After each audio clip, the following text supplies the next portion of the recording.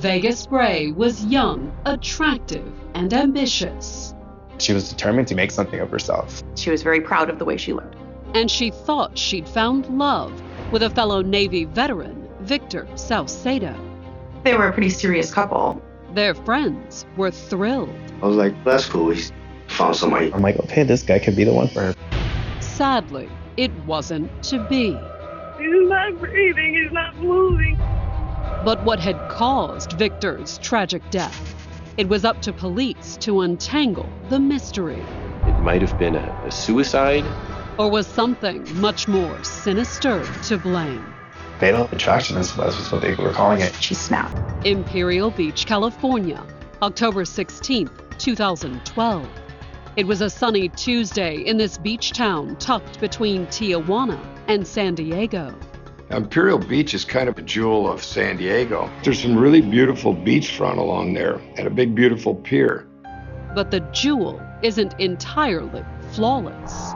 It also has a side where there's kind of a lot of drugs. It's close to the Mexican border, so there was, on occasion, alien traffic through there, some drug involvement. And at 3:30 that afternoon, San Diego County Dispatch received an urgent 911 call. This is 911, how can I help you? Oh my God, I need help.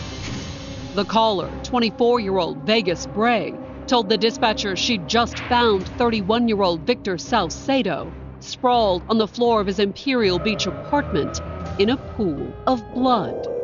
Please, send someone, please help me. It was a very emotional call that she made. He's not breathing, he's not moving, he's so still. Oh my God. She thinks Victor is dead. What happened? Was he shot, stabbed? What happened? Shot. Do you know who did this? I don't know. However, Vegas did tell the operator that there was a gun lying on the floor next to Victor. Okay. Do you know if that gun that's laying by him is his? It is. It kind of sounded like it might have been a suicide. Whatever the cause, deputies from the San Diego County Sheriff's Department raced to the scene. It was a quiet, nice apartment complex overlooked the Pacific Ocean. When the authorities arrived, what started out as a suicide would morph into something far more complex. A twisted tale of sex, obsession, and just maybe murder.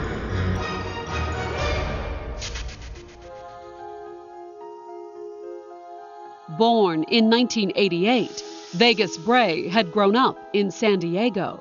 She's from City Heights. It's not the poorest neighborhood, but it's not, the best one either.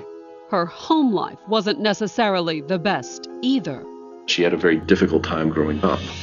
And as a child, she didn't even know who her father was. She never talked about a dad. She was very private about stuff like that. But if life at home was hard, things were better at school. She had a lot of friends. She had a lot of girlfriends. She made good grades. She worked her butt off. She was determined to get out of there and make something of herself. And as one of the popular girls at Hoover High School, she made sure she looked the part. She definitely was someone who took care of her looks. She was very proud of the way she looked. She won Best Smile in the yearbook our senior year. To go with her winning smile, Vegas had a reputation for being nice. She would even cuss. She would say stuff like, dang it. We would make fun of her for that. And that's what I remember her being just this good girl. She also found a practical way to cash in on her popularity. Guys liking their hair done, and they would pay her money and she'd braid their hair. I thought she was going to get into that kind of business, work for a salon. But after graduating high school in 2007, Vegas went in a different direction. Like many teens in a town with a big military presence, she chose to enlist. And she went to work in the machine shop at San Diego's massive naval base, home port of the Pacific Fleet. It's a large naval installation. Aircraft carriers, destroyers are docked there. It's also the home port for thousands of sailors, including a handsome young man named Victor Salcedo. 7 years older than Vegas, Victor wasn't a San Diego native. He joined the military, came out here to San Diego. In the Navy, he served on a destroyer based out of San Diego. He was a damage control man. So basically, if something were broke or there was a fire or say a ship got hit by a missile or anything like that, he was basically the first responder on board the ship. To unwind when he wasn't at sea, Victor shared a San Diego bachelor pad with some of his Navy buddies. We just basically did what most single guys do in their 20s. And that included entertaining a parade of young women. Victor dated a lot of people. It was hard for somebody to keep his attention for too long. But Victor's string of girlfriends didn't include Vegas Bray. While they did know each other from base, they never dated while in the service. They knew each other and were friends. There wasn't any type of intimate relationship or a romantic relationship. Victor left the Navy in 2012, mostly to spend time with his 4-year-old son. He had a son with a girlfriend, a former girlfriend. Right after they separated, he found out she was pregnant, and there was really no bad blood between them. They stayed friends. Definitely wanted to be in his son's life, wanted to raise him, and wanted to provide for him. And to better provide for his son, Victor started taking classes at a local college. He wanted to go into law enforcement. He was really intent on getting a good job, a solid job where he could provide for his son. While Victor left the Navy to be closer to his little boy, his friend Vegas got out for a different reason. She realized that the military life just wasn't her style. She wasn't happy in the Navy. I know she didn't like it. She was basically not adjusting to the military lifestyle, the structure, the regimen, the rules. She did have a difficult time in the Navy. And in 2010, she had applied for and received an early discharge. It was administrative, not a punitive measure. Out of the Navy, Vegas was free from the restrictions of the military lifestyle, but she still struggled to readjust to civilian life. She was depressed. She wasn't happy with herself. Looking to leave her machinist work behind, but with little experience in anything else, Vegas took a job as a waitress at a strip club. She was an attractive woman. She had a voluptuous body, I would say. She's kind of curvy. And to keep that curvy shape, Vegas regularly hit the gym, which is where she reconnected with her friend from the Navy, Victor Salcedo. He liked to work out and she liked to work out. And I think that's what kind of brought them together. And by March of 2011, after nearly a year of working out together, Vegas and Victor became more than friends. The thing that attracted him to her was Victor had like a sarcastic kind of humor. She had that same kind of sarcastic humor. Once they started dating, it was obvious that Vegas and Victor went well together. She was outgoing, attractive, and friendly, somebody who he enjoyed spending time with. They were a pretty serious couple, actually. You know, they did couples dates, they stayed at each other's houses, they were close, really close. She spent a lot of time with him. They spent a lot of time together. Victor's friends were happy about his new relationship. She seemed like a cool chick, so I was like, that's cool. He's found somebody he can just relax with. And Vegas? Her friends weren't just happy, they were hopeful. They were always together, so I'm like, okay, this guy could be the one for her. But it wasn't to be. A little more than a year after they officially started dating, Vegas would place a frantic phone call to 911 and report finding Victor on the floor, covered in blood. Coming up, could Victor's death be a suicide? A .38 caliber revolver is a very deadly weapon. And could Vegas shed any light on the situation? I don't know what happened. On October 16, 2012, 24-year-old Vegas Bray called 911 in Imperial Beach, California. Through tears, she reported finding 31-year-old Victor Salcedo lying on the floor of his apartment, surrounded by a pool of blood. What happened? Was he shot, stabbed? What happened? Shot. Yes, I don't know. I'm not sure what happened. Although, since Vegas did say there was a gun lying on the floor beside Victor, the implications seemed obvious. She told him that he had shot himself, that it was a suicide. But was it a suicide? When the sheriff's deputies and EMTs arrived on the scene, they found Victor as Vegas had described him. He was found basically in the hallway just outside his bathroom. And just as Vegas had feared, he was dead. There was a handgun lying at his side, which investigators assumed was the weapon that killed him. A .38 caliber revolver is a very deadly weapon. However, while that much appeared to coincide with what Vegas had told the 911 dispatcher, there was one surprise waiting at the scene for the first responders. There were multiple shots. In fact, Victor's body was covered in gunshot wounds. Very obviously serious wounds to his face, his head, his upper body. Several of those shots are going to have been fatal. Which made one thing very clear to the deputies at the scene. With the number of times he was shot, it wouldn't be possible for suicide under those circumstances. The number of shots wasn't the only problem with the suicide scenario either. In addition to the wounds to his head and torso, Victor had also been shot in the hand. Consistent with him holding up his hand, kind of a defensive way to avoid being shot.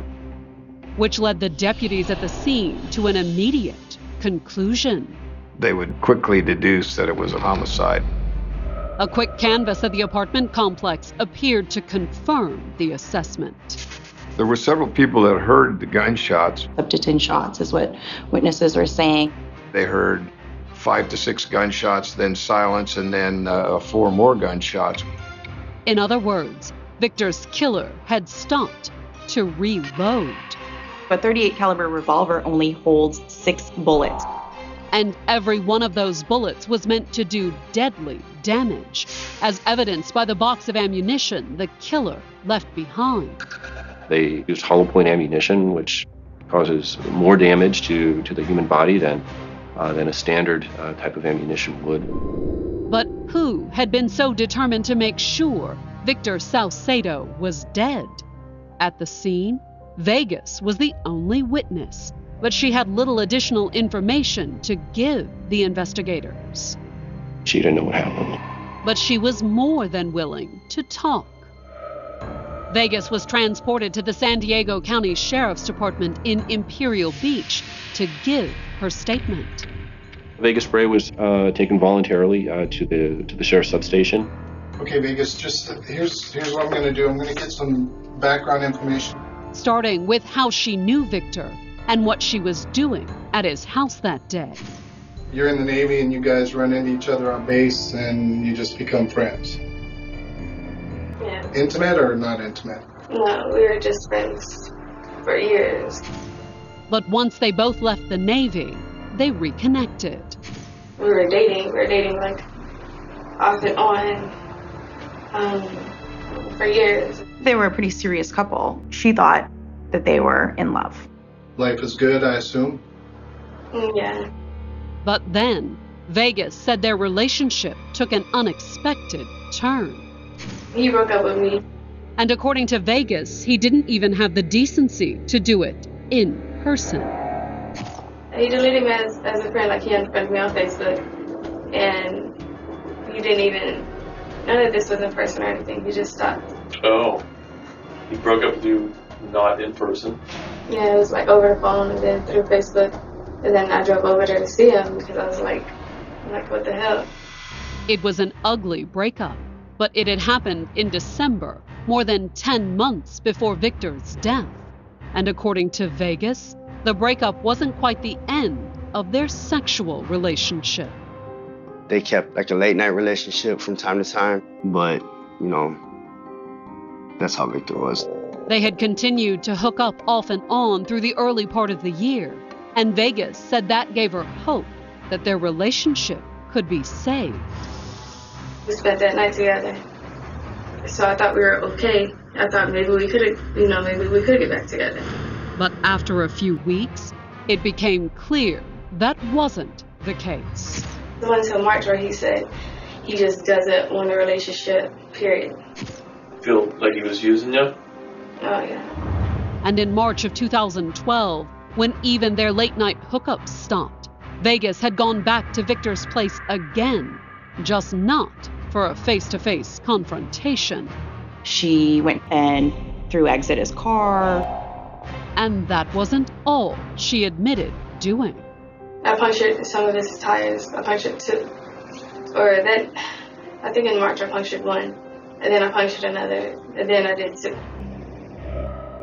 Victor, apparently anxious to end the egg throwing and tire slashing, had tried to calm things down. He's like, let's be friends and leave it at that. Even after she did all this stuff. And according to Vegas, just a week earlier, when she'd announced that she was going to move into the same Imperial Beach apartment complex where Victor lived, he'd offered to co-sign her lease. Did you believe him? Yeah. Okay. Like he was finally feeling guilty or something. And the night before, when she dropped by Victor's apartment to talk about his offer, it appeared that he was more than willing to let bygones be bygones. He offered me a drink and we just started drinking. They didn't stop at drinking, though.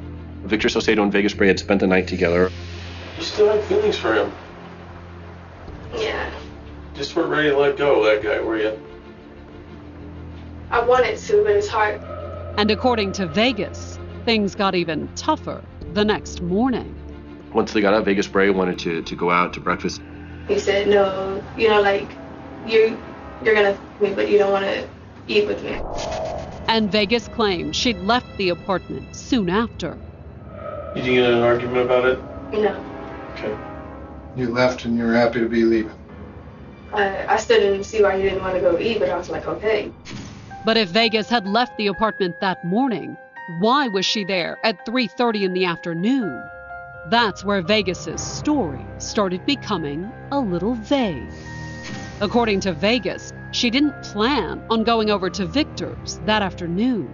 She had plans that day to meet with a mutual friend. But somehow, while on the 5 freeway, headed to her friend's house, Vegas turned around. She ended up going back to Victor Salcedo's apartment. But when asked what happened after she arrived, Vegas couldn't say.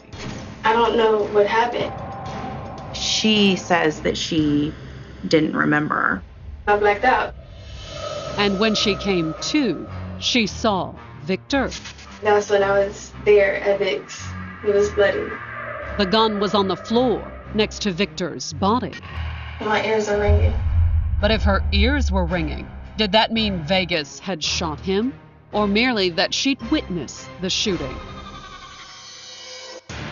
Coming up, why doesn't Vegas remember the shooting? It's not the first time I blacked out. Or had she forgotten to share a key fact with investigators? He's like, I'm trying to leave this girl and she won't let me.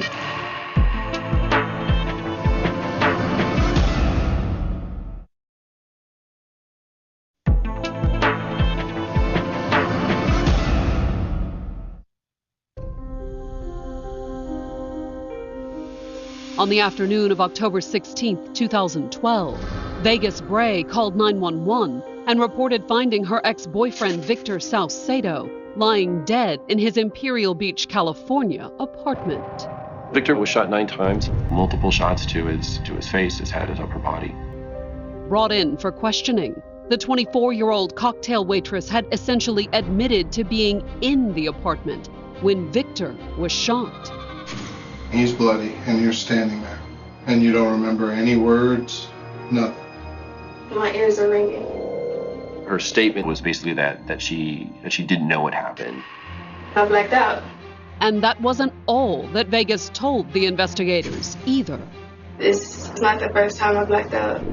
According to Vegas, her blackouts had started long before she ever met Victor. She had a troubled childhood, and events that took place in her life traumatized her and led to mental health issues. I've been sexually abused since I can remember. If a person is a victim of either a sexual assault or abuse throughout their life, it's definitely going to have a mental effect on them. Police pressed her for more information. Did you ever report any of that to the police? When I did, I was 12. I reported it to a teacher, and my mom, she didn't believe me. The story was heartbreaking, but detectives were a little skeptical. I've had people in other cases say that they blacked out. Never had any real evidence to back that up. They're not taking responsibility for what they did. But was that true in Vegas's case? Have you ever went to a doctor for this condition? I had to see a psych. Vegas said that the psychiatrist had diagnosed her with several issues. I have depression, and I was supposed to work on that with the psych. And now I just have the disability, PTSD. Her emotional issues might explain her memory loss, but investigators wondered if they could also explain Victor's death. Do you think that had an effect on what occurred today? I'm scared. And according to Vegas, she had reason to be. It was my gun. That's my gun. It was a stunning admission, the complete opposite of what she'd initially said during her 911 call. Okay. Do you know if that gun that's laying by him is his? It is. And it made the investigators' next question obvious. Do you think it's unfair for me to believe that you killed Victor? It does make sense. But I wouldn't. Not that Vegas's denials made any difference to the investigators. She was placed under arrest. It wasn't so much as a whodunit because we had a pretty good idea of what happened. So what we wanted to try and do was to figure out why. The next day, after Vegas was booked into jail on murder charges, the investigators began conducting follow-up interviews with Victor and Vegas's friends. I think everybody in their circle, in their social circle, kind of knew that she was a little unstable. But was Vegas an emotionally disturbed woman who blacked out under stress? No one had ever witnessed any blackouts like the one Vegas described, although most agreed that she had a quick temper. You could tell something wasn't right. She would fly off the handle at anything. According to most friends, it was usually jealousy that would set Vegas off. Bray would get jealous about him talking on Facebook to other girls. And there was one woman in particular that Vegas objected to. There was a growing amount of jealousy that came out on the part of Vegas Bray over him wanting to spend time with the mother of his son. One time we were having a barbecue at a friend's house. His son's mother called him and she went off on him for that. She would make a scene in front of their friends. And in private, according to what Victor told his friend Jeremiah Messenger, Vegas went from making scenes to making threats. He told me that he woke up one time in the morning, she had stayed the night, and she was sitting on his chest with the gun in his face. Not long after that, Victor had broken up with her. He didn't want to be involved in all the drama. However, according to Victor's closest friends, telling Vegas it was over had only heightened the drama. She would text him constantly, rageful texts that included threats that were really quite alarming. Direct threats that she was going to harm him in some way. Vegas's threats had Victor on edge, too. And he's just like, oh, man, I'm just stressed out. And I'm like, well, what's going on? And he's like, trying to leave this girl, and she won't let me. She was stalking him. She was following him place he went. She was outside of his apartment one time just sitting there staring, and neighbors saw her just sitting there staring at his house. But was Vegas just a jilted lover acting out? Or was it something more? I think anyone who's been through a bad breakup in a serious relationship can relate on some level. For a while, that other person is all you think about. You go through sort of a grieving process. I think for Vegas, it never ended, it just intensified. And as Vegas had already admitted to the police, her grief had eventually turned to anger. He would go shopping at the mall, come out, and his car would be keyed. That's punishment. How dare you? How dare you? She was obsessed, crazy. But at the time, Victor had no actual proof that it was Vegas who'd been vandalizing his car. There was no witnesses or anyone that could tie her to that And Victor feared he wouldn't be taken seriously anyway. You know, you got a big 6'1" guy scared of a little 5'2" girl. Despite that, Victor had eventually become so concerned with Vegas's behavior that he'd gone to the authorities. We went down to the sheriff's, talked to them, and they kind of turned their nose up at him. The way the laws are structured, police are reactive. Very hard to be proactive. And the one time Victor did catch her in the act, He actually chased her down in the car after a bottle came through his window. once he called police and they came out and spoke to Vegas, Victor had a change of heart and declined to press any charges. He didn't necessarily want to get her in trouble or create a violent confrontation. I think he was hoping more that just the warning alone would, pretty much interrupt everything. But the warning didn't work. He told me that she was still doing the same things. She just couldn't get Victor out of her mind. And Victor became desperate. He was clearly concerned. He would park in a different spot. He borrowed somebody else's car to try and avoid a confrontation. He even moved into a different unit in his apartment complex and contemplated moving home to Chicago. The only reason he stayed was he couldn't be away from his son. Shifting apartments wasn't enough to throw Vegas off his trail, though. Friends said that she'd eventually found him, and when she announced her intention to move into the same complex. He did co-sign on a lease for her. According to friends, Victor felt he had no other choice. Towards the end, he was scared. And I think he's like, well, all I can do is try and be cool with her and hope she calms down. Although by then, according to his friend Jeremiah, Victor had all but given up hope. The last time I saw Victor, he told me that he had that feeling that she was going to kill him. After all, Vegas had made it clear how she felt. She told him straight out, if I can't have you, nobody will. But if Victor was so afraid of Vegas, why did he invite her in for a drink on October 15th and then spend the entire night with her? It's like literally throwing gasoline on a fire. It just makes it burn even hotter. To the investigators and prosecutors, it looked like an obvious case of premeditated murder. There was never any other suspects. But the prosecution's airtight case was about to blow up. It happened 6 months after her arrest on April 24, 2013, when Vegas was in court for a preliminary hearing.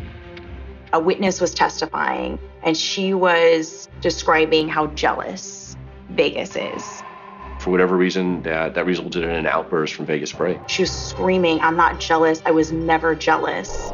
And she continued screaming despite the best efforts of her attorney. The lawyer was trying to quiet her, trying to get her to stop because it's very harmful to her as a defendant.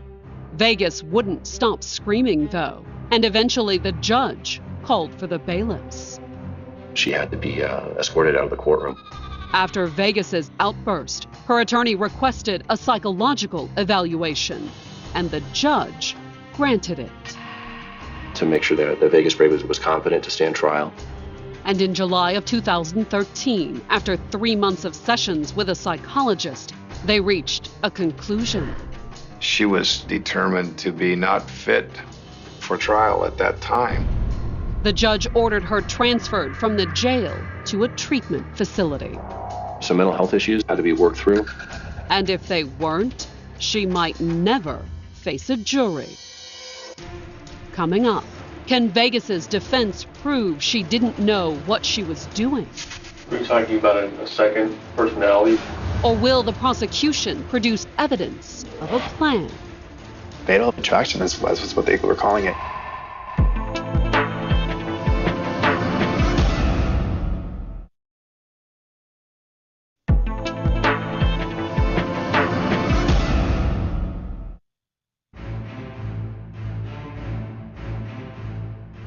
It wasn't until October 15, 2015, that 27-year-old Vegas Bray finally went on trial in a San Diego County courtroom. It took us 3 years to get to trial.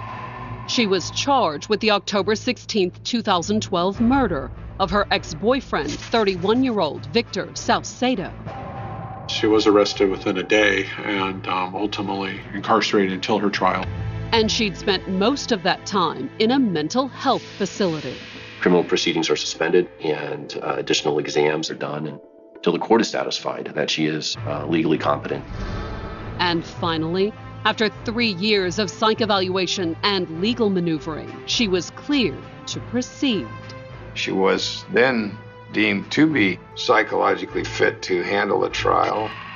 When the trial began that morning, the courtroom was packed with Vegas's family, Victor's friends, and the media. This case had a lot of interest in the media because of the jealousy and the rage and the fact that the person was stalked and then ultimately lost their life as a result of it. That's exactly how the prosecutor laid it out in his opening statement, starting with how Vegas had stalked Victor for months after their breakup. Slashing the tires on his car, putting paint on his front door. She was obsessed with the web, and I don't know what it was about him. She could not let it go. And according to the prosecution, she eventually realized she couldn't get him back. She shot him 9 times. It was really the ultimate act of obsession. Fatal attraction was what they were calling it. In its open, the defense didn't deny that Vegas had shot Victor. She called 911 herself to report that he was dead. So she definitely wasn't trying to run from this or hide from it. However, the defense also stood by Vegas's initial claim that she had no memory of the shooting. The defense was basically saying, look, due to a mental illness, she was not conscious of what she was doing. And because Vegas wasn't aware of her actions, there was no intent to kill. In the state of California, if somebody is not legally conscious at the time that they act, they cannot be held criminally liable. Could the prosecutors prove that Vegas had gone over to Victor's, planning to kill him? When they started laying out their case, one of the pieces of evidence they turned to were Vegas's own words, her posts on social media. The things that she wrote on her computer should have been some kind of a warning to the people around her. It goes to show her state of mind and the fact that she was so angry. But also the private notes that Vegas had written. On her laptop computer, there were files that talked about how much she hated Victor Salcedo.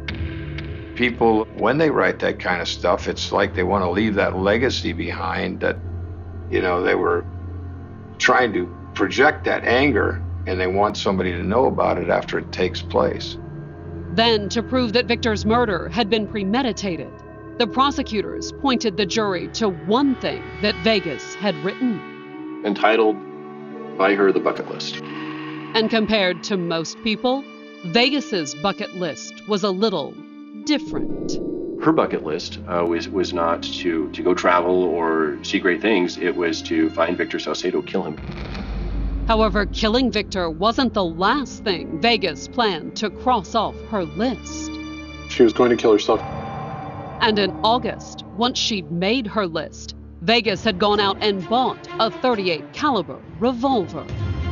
By going out and buying the weapon, that shows planning. But if Vegas had a cold-blooded plan for murder, why did she wait approximately 2 months before going through with it?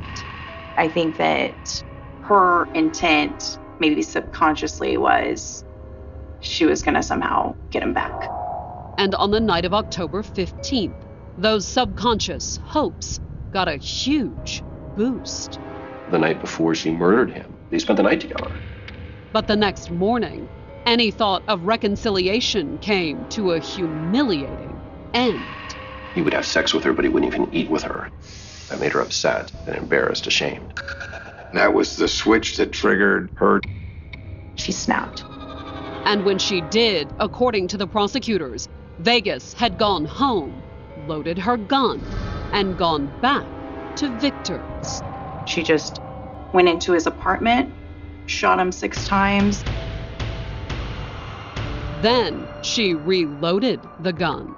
She shot him a few more times.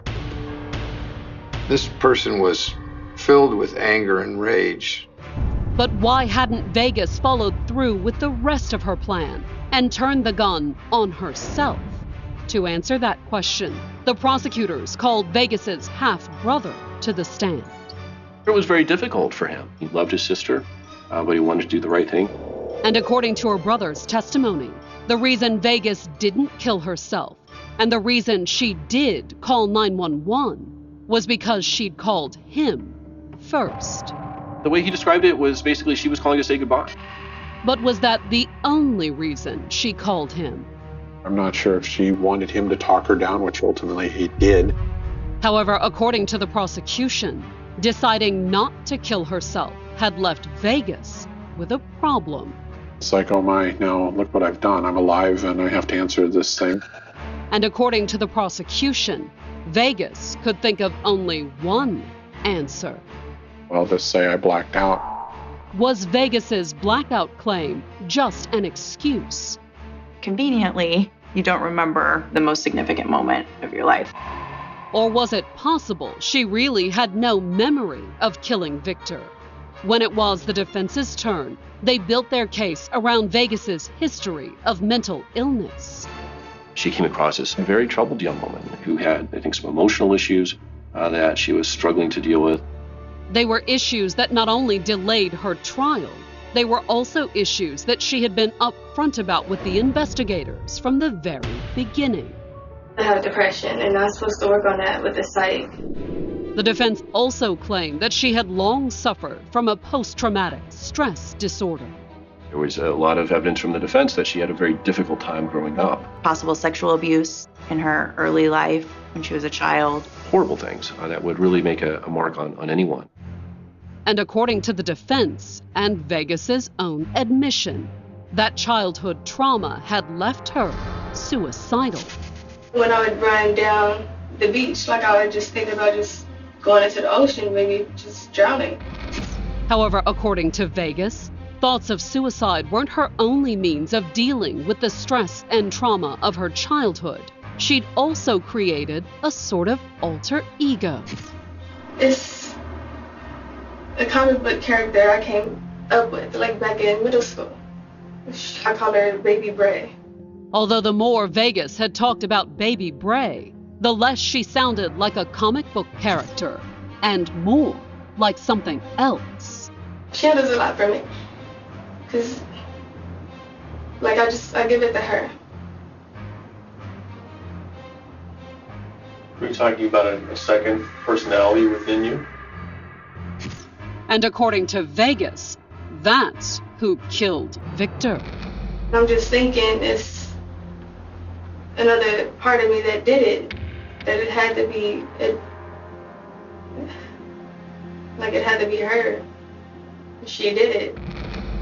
They presented a very detailed argument that she was not legally conscious, not legally aware of what she was doing at the time she killed him.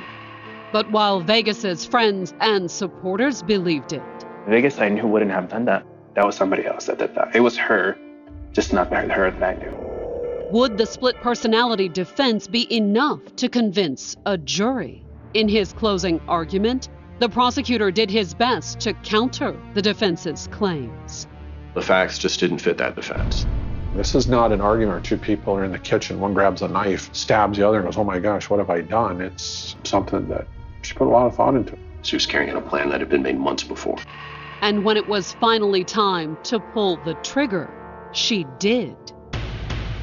To shoot someone 6 times, not a single round missing, and then reloading and firing again, were all very consistent with her being aware of what she was doing. Coming up, the jury deliberates over Vegas's fate. They were trying to take into consideration her mental illness. But will it be enough to set her free? At the end of the day, does that make it okay to kill somebody?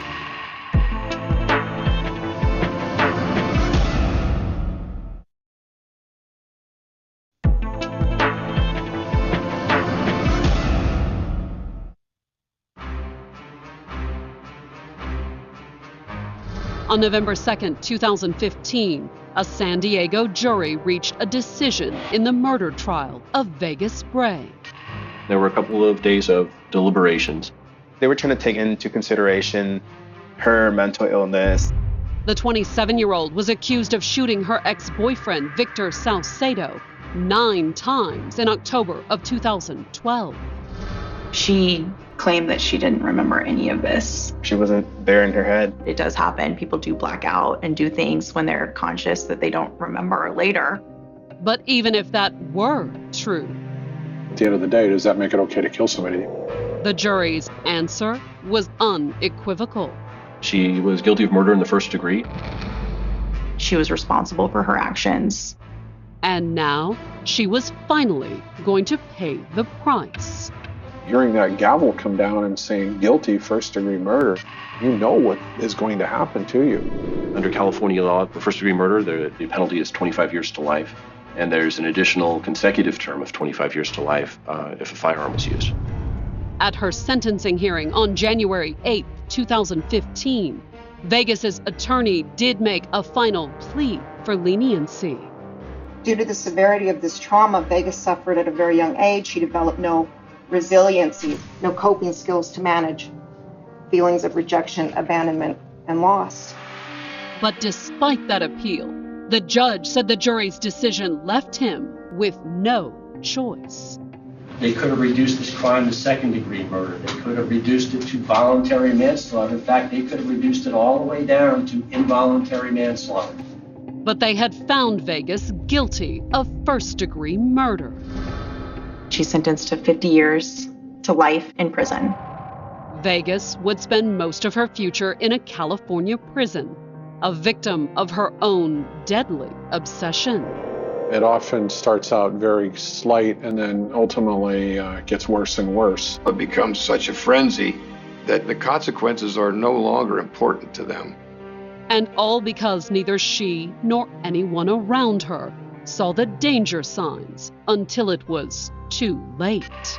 If she had just told someone, it could have ended up very differently. It was just a lack of communication, and if there was more of it, I think it could have been prevented for sure. I do regret not talking to her more about it. I probably could have, talked her out of it. We, as friends, probably could have talked her out of it. Or at the very least, found a way to stop her. They could have gotten her some help, some mental help that she clearly needed. It could have ended up very differently.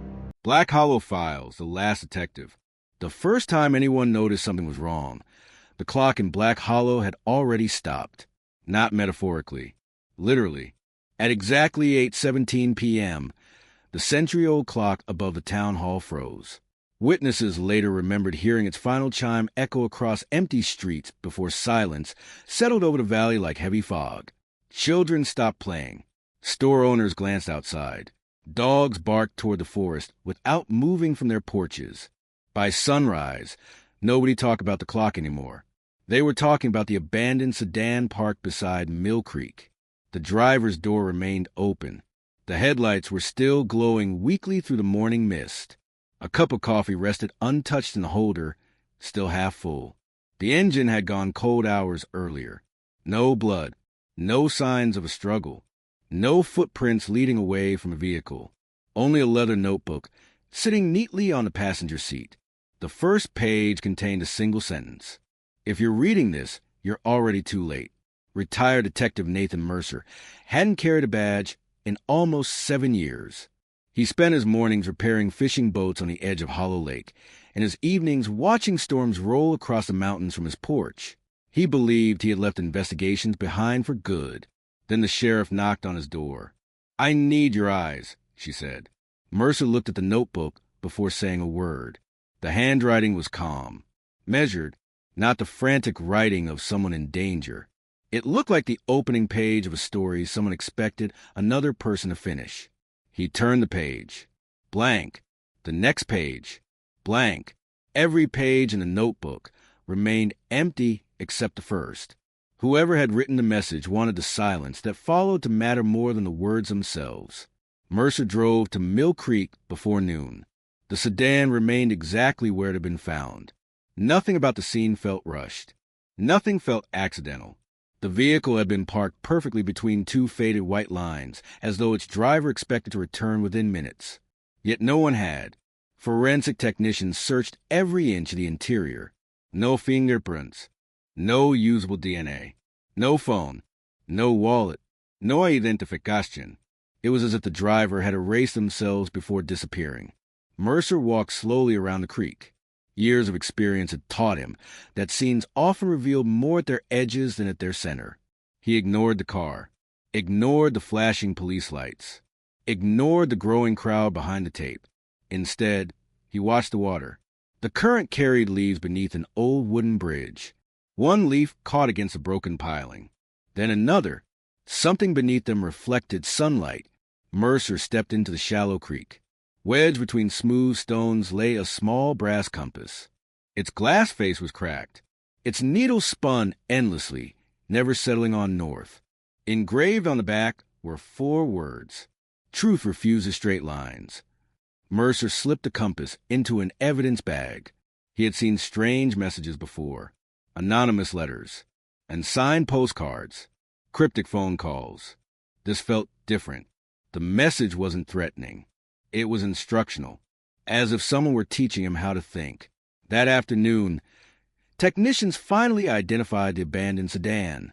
It belonged to a local history teacher named Claire Donovan, 42 years old, never married, known for documenting forgotten buildings and interviewing the town's oldest residents before their memories disappeared. Her home looked untouched. Dinner remained on the kitchen counter. Books lay open across the dining table. A camera sat beside the window. Its memory card contained hundreds of photographs. Old churches, collapsed barns, mountain trails, weathered cemeteries. Nothing unusual, until the final image. Unlike the others, it wasn't a landscape. It was a close-up of another notebook. Across its first page someone had written, "Every town has one story it refuses to remember." Mercer stared at the screen. The same handwriting, the same deliberate spacing, the same steady pressure of the pen. Claire hadn't discovered the notebook in her abandoned car. She had photographed another one, which meant someone else had been leaving messages long before she vanished. Outside, evening settled over Black Hollow. The frozen clock above Town Hall still pointed to 8:17. Nobody had repaired it. Nobody seemed eager to. Some residents claimed it was only a mechanical failure. Others quietly crossed the street rather than walk beneath it. Mercer looked once more at Claire's final photograph. Then he looked toward the dark forest beyond Mill Creek. For the first time in years, he felt the familiar pull of an unanswered question, not because of what had disappeared, but because of what someone wanted to be found. And somewhere beyond the trees, another notebook was waiting for the person willing to read its first page. Mercer returned to Claire Donovan's house after midnight. He didn't come looking for fingerprints. He came looking for patterns. The house was unnaturally organized.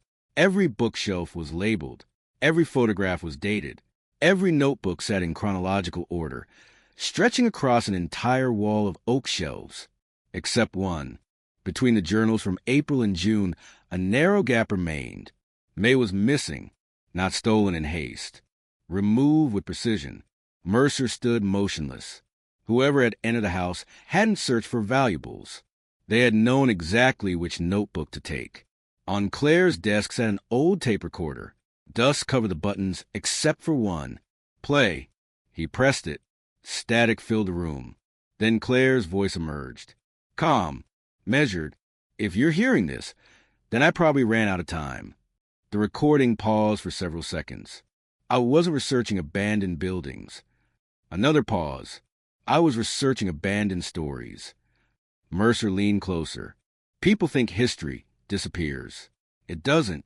It gets buried beneath newer stories until nobody remembers what came first. The tape clicked. Silence. It had been deliberately cut. No ending. No explanation. Only another unanswered question.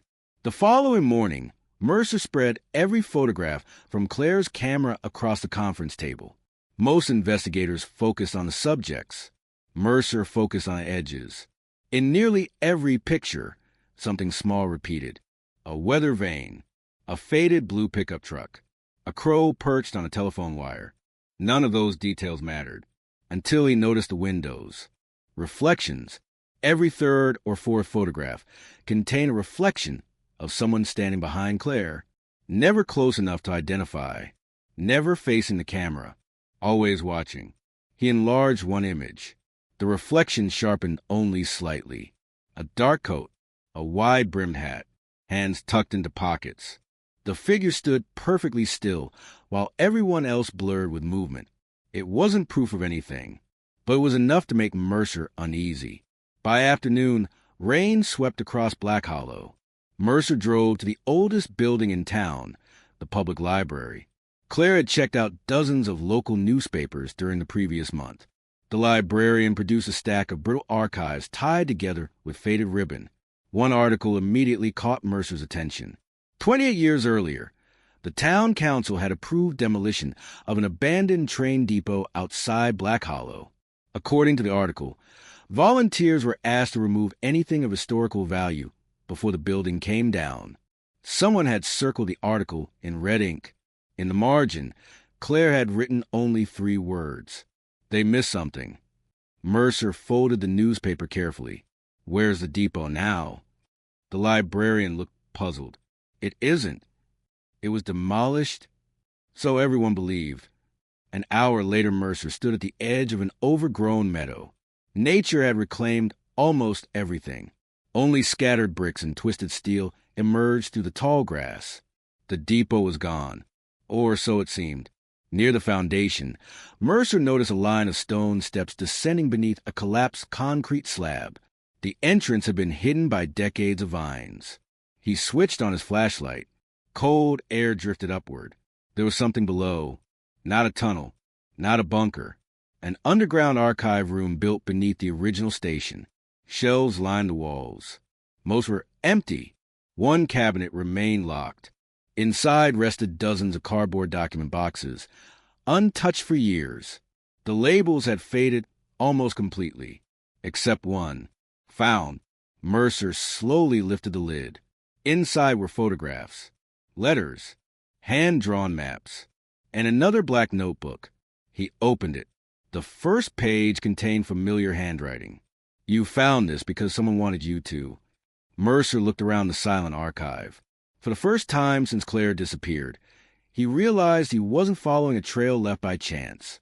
Someone had been laying breadcrumbs for years, not to hide the truth, to make sure only the right person could uncover it. Somewhere in the darkness above, rain drummed softly against the ruined roof. Mercer closed a notebook. Outside, Black Hollow carried on with another ordinary evening. Inside the forgotten archive, an extraordinary story had only just begun. Mercer carried the notebook upstairs without opening another page. Experience had taught him that the first impulse after discovery was usually the wrong one. People rushed to the obvious clue. They overlooked everything surrounding it. The archive deserved patience. Dust covered every shelf except one narrow section near the back wall. Someone had been there, not recently, but long after the station had supposedly been abandoned. A lantern hook still hung from a timber beam overhead. Beneath it, a faint circle had been worn into the concrete floor by countless footsteps turning in the same place. Mercer knelt. The floor sounded hollow. He tapped it again. A dull echo answered from below. The concrete slab was thinner than the rest. Hidden beneath years of grime, he found an iron ring set flush with the surface. With considerable effort, he pulled. The hatch lifted only a few inches before stale air escaped through the gap. Below was a narrow compartment scarcely large enough for a single person. No tresure, no dramatic secret. Only shelves lined with dozens of audio cassettes, each marked by date. Every label ended with the same initials. CD, Claire Donovan. Mercer frowned. These weren't recordings left behind by a stranger. They were her own. Back at the sheriff's office, technicians restored the oldest tape. Static filled the speakers. Then Claire's voice emerged. Interview number 1. A man's weathered voice answered. I don't remember much anymore. Claire laughed softly. Start with what you do remember. The old man spoke about ordinary things. The railroad, the floods, harvest festivals, children fishing in the creek. Nothing remarkable. Until the very end. You know, the man said quietly, people think buildings disappear when they're torn down. Claire asked, don't they? No, they disappear when nobody remembers what happened inside them. The tape clicked to silence. Mercer reached for another cassette. Every interview followed the same pattern. Ordinary memories, ordinary conversations. Hidden among them were tiny details repeated by different people who had never met. A light burning late at night inside the depot. Someone carrying stacks of notebooks instead of luggage. The station master refusing to lock one particular storage room. Fragments. Nothing more. Yet together they hinted at something larger. Mercer covered an entire wall with note cards. Instead of arranging them by date, he organized them by idea. Memory, records, maps, voices, forgotten places. Slowly, a pattern emerged. Claire hadn't been investigating a disappearance. She had been documenting how stories vanished over time. Someone else had realized the importance of her work before she did. The final cassette contained only 30 seconds of audio. Claire sounded out of breath. If anyone finds these... A door creaked somewhere in the background. She lowered her voice. Don't chase answers. Footsteps. Closer now. Protect the record. The recording ended abruptly. Mercer remained motionless. He rewound it, played it again. This time he ignored Claire's words. He listened to the background. A steady metallic rhythm. 3 slow impacts. A pause. 3 more. He had heard that sound before. Not in the archive. At the old town hall. The frozen clock. He drove there before dawn. The square was empty.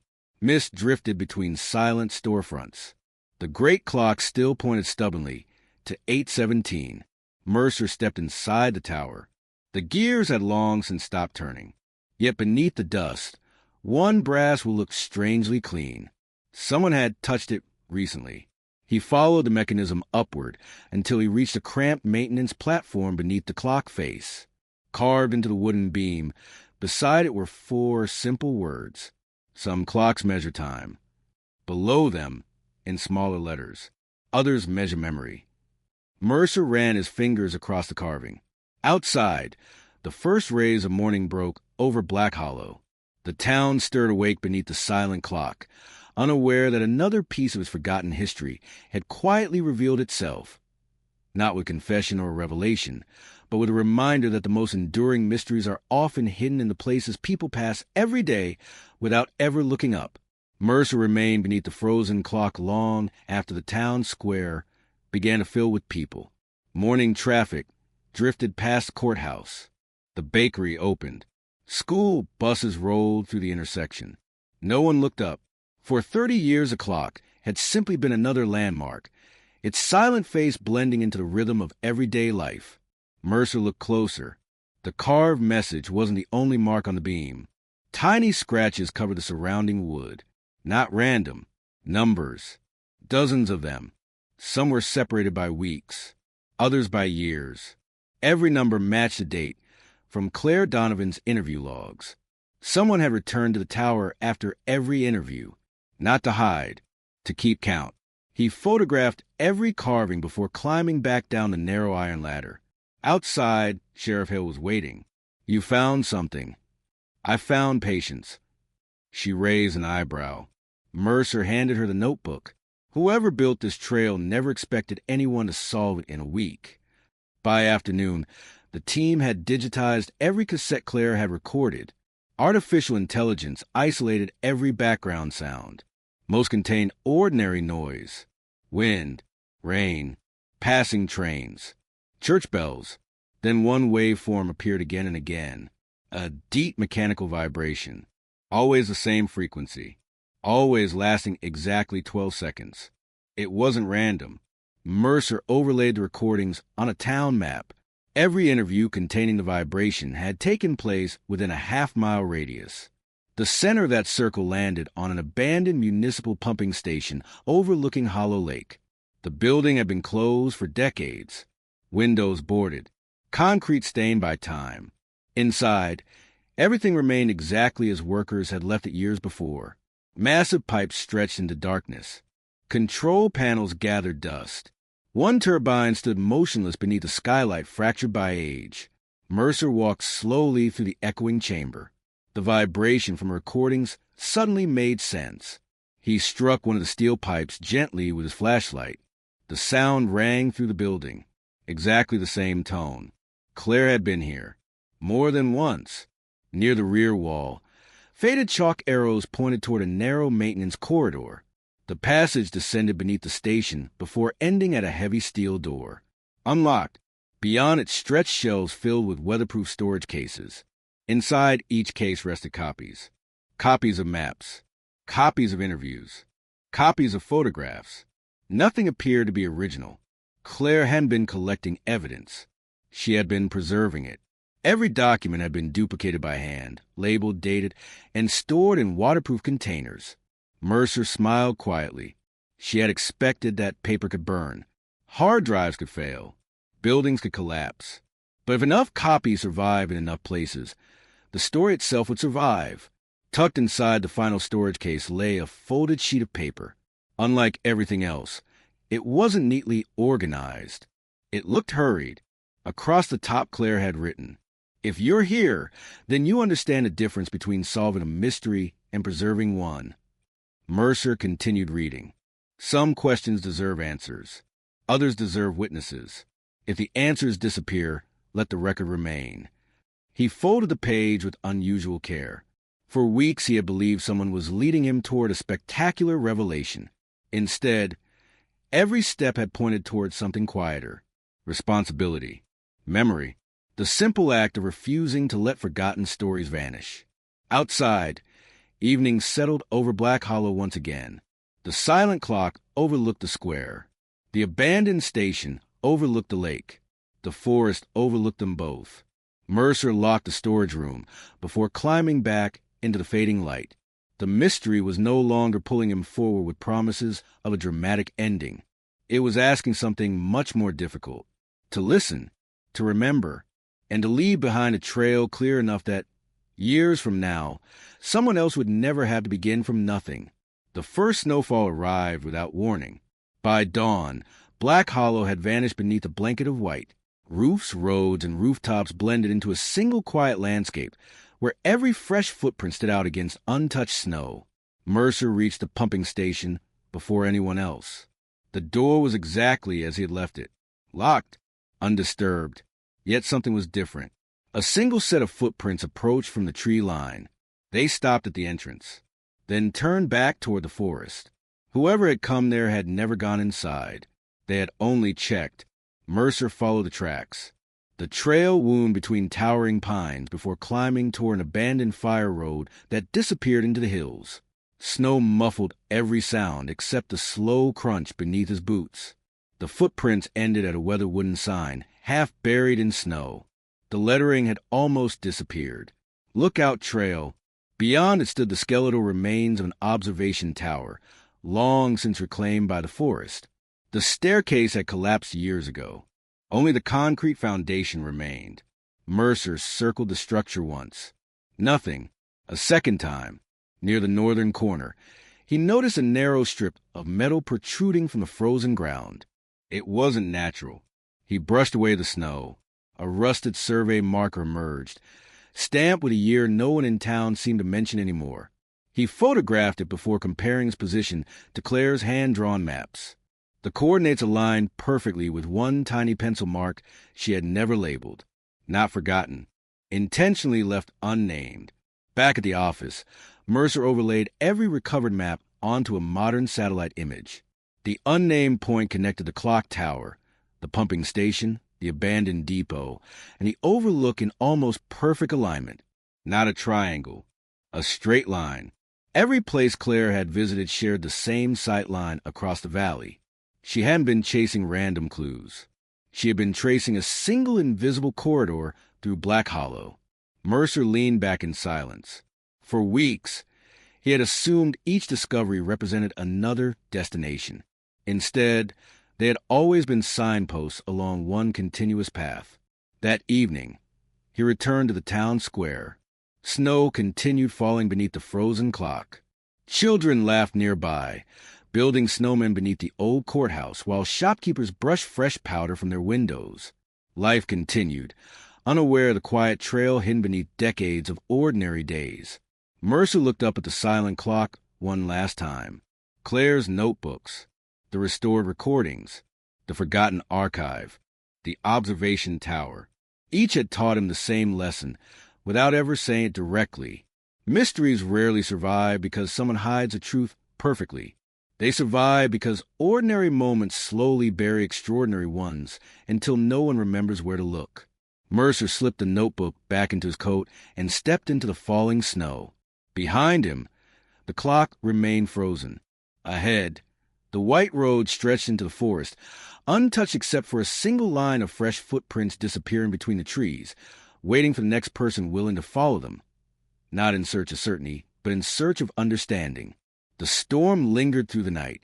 By morning, the footprints Mercer had followed were gone, erased beneath fresh snow as though the forest had decided to reclaim them. The only evidence they had ever existed was the photograph stored on his camera. He didn't seem disappointed. Over the years, he had learned that mysteries rarely move in straight lines. They circled back. They waited. They revealed themselves only after enough patience had accumulated. Back at the sheriff's office, the evidence wall had grown to cover nearly an entire room. Maps, photographs, interview transcripts, cassette recordings, handwritten notes. None of them identified a villain. None of them offered a dramatic confession. Instead, they documented something quieter. A network of people who had spent decades preserving fragments of Black Hollow's forgotten history, without realizing someone else was preserving their work in return. Mercer stood before the wall for nearly an hour. Then he did something that surprised everyone. He removed every colored string connecting the evidence. The board looked empty, chaotic, until he arranged the documents by one simple question. Who left this behind? Not what they found. Not where they found it. Who had decided that a memory deserved to survive? Claire, the retired station master, the museum curator, the anonymous surveyor, the elderly residents whose voices lived on in fading cassette tapes. Each had protected one small piece of a much larger story. None of them possessed the whole picture. Together, they had built an archive stronger than any single document. Late that afternoon, Mercer climbed the ridge overlooking Black Hollow one final time. The clouds finally broke. Sunlight spilled across the valley, catching the frozen clock tower, the church steeple, the old railway corridor, and the distant pumping station in one sweeping view. He unfolded Claire's first photograph beside the latest aerial map. The landscape had changed. Roads had shifted. Buildings had vanished. Trees had reclaimed empty fields. Yet the line connecting every important place remained exactly where it had always been. Not because people had planned it, because memory had quietly anchored itself to the land. Mercer closed the folder. He realized there might never be one final answer waiting at the end of the trail. Perhaps that had never been the point. Some stories endure because they are solved. Others endure because generation after generation refuses to let them disappear, adding one careful observation before passing the record to someone else. As the sun dipped below the mountains, Black Hollow glowed beneath a pale winter sky. The frozen clock still marked 8:17. No one had repaired it. Perhaps no one ever would. Not because it was beyond repair, but because it had become something more than a broken clock. It had become a reminder that while time keeps moving, memory survives only if someone chooses to carry it forward. Mercer turned away from the overlook and began the long walk home. Behind him, the valley settled into evening. Ahead, the trail disappeared into the pines. The wind whispered through the trees, carrying with it the quiet certainty that some mysteries are remembered not for the answers they reveal, but for the people who refuse to stop listening when everyone else had fallen silent. The winter passed slowly, and with it came a silence that seemed almost intentional. Black Hollow settled into its familiar rhythm. The cafe reopened before sunrise each morning. The train horn echoed from the distant valley twice a day. Children hurried across the square beneath the frozen clock, without ever asking why its hands still pointed to the same forgotten minute. Mercer never stopped noticing. Every evening, he returned to the evidence room, not to solve the mystery, To understand it, he began digitizing every journal, every photograph, every cassette Claire had left behind. He scanned fragile maps that had yellowed with age and carefully restored faded handwriting that threatened to disappear forever. As the archive grew, one fact became impossible to ignore. Claire had numbered everything. Every interview, every photograph, every notebook, except one. The sequence jumped from Archive 46 to Archive 48. There had once been an Archive 47. It was gone. Mercer searched every shelf in the museum, every cabinet in the pumping station, every storage box recovered from the railway depot. Nothing. Archive 47 had vanished without leaving so much as an inventory card. It was the only missing piece in an otherwise flawless collection. Late one afternoon, Mercer unfolded Claire's master index beneath a desk lamp. Tiny pencil marks filled the margins. Measurements, dates, weather conditions. One notation had been erased so lightly it was almost invisible. He angled the paper toward the light. The indentation became readable. Return to Lantern Hill after first thaw.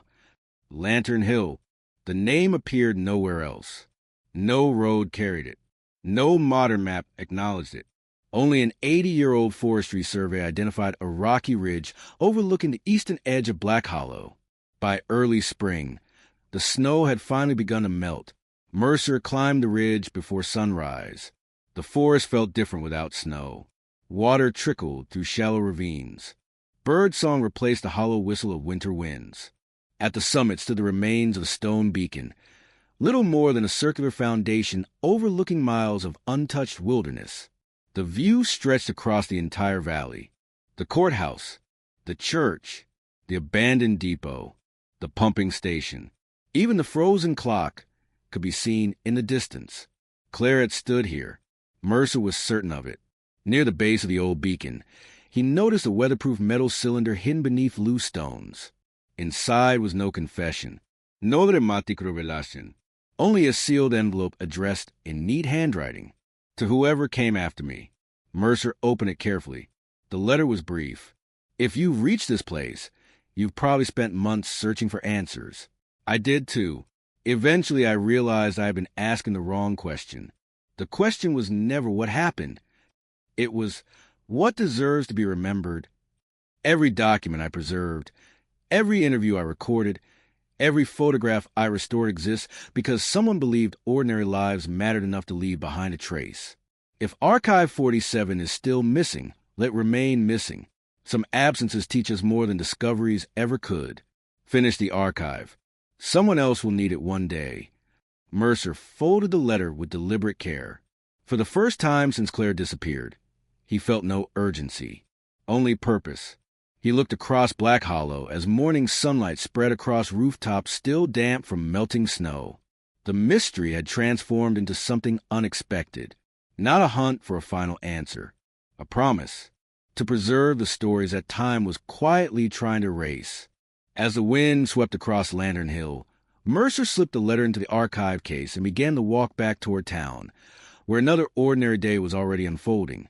One more day that, without anyone realizing it, had just become part of Black Hollow's history. The archive room smelled of paper, cedar, and time. Mercer unlocked the door just after sunrise. The first rays of light filtered through the high windows, illuminating shelves that now held hundreds of carefully cataloged files. Every interview Claire had recorded had been restored. Every photograph had been scanned twice. Every notebook had been indexed by hand. Only one space remained empty. Archive 47. He had stopped trying to fill it. The empty shelf had become part of the collection itself. Visitors occasionally asked why one number was missing. Mercer always gave the same answer. Because history is honest. Some stories survive intact. Others never will. One quiet afternoon, a young journalism student arrived from another state after hearing rumors about Black Hollow's unusual archive. She spent hours reading Claire's notes without saying a word. Before leaving, she asked Mercer a simple question. Did you ever solve it? Mercer looked toward the empty shelf. I found what I was supposed to find. Is that the same thing? He smiled. No. She nodded slowly as though she understood. Perhaps she did. Perhaps she would years from now. Before leaving, she donated a small envelope that had belonged to her grandfather, who had once lived in Black Hollow. It was in his desk, she explained. Nobody in the family knew why he kept it. Inside was a faded photograph, not remarkable at first glance. The courthouse, the town square, the frozen clock, children chasing one another through autumn leaves. Mercer almost placed it with the others. Then he noticed the back. A single handwritten sentence. Take care of the stories that cannot take care of themselves. No signature. No date. Just another quiet voice joining all the others that had come before. Mercer slipped the photograph into a protective sleeve, not as evidence, as memory. Outside, the hands of the old clock still rested at 8:17, untouched by another passing season. People no longer asked why it had never been repaired. It had become part of the town, like the river, the church bell, or the mountains surrounding the valley.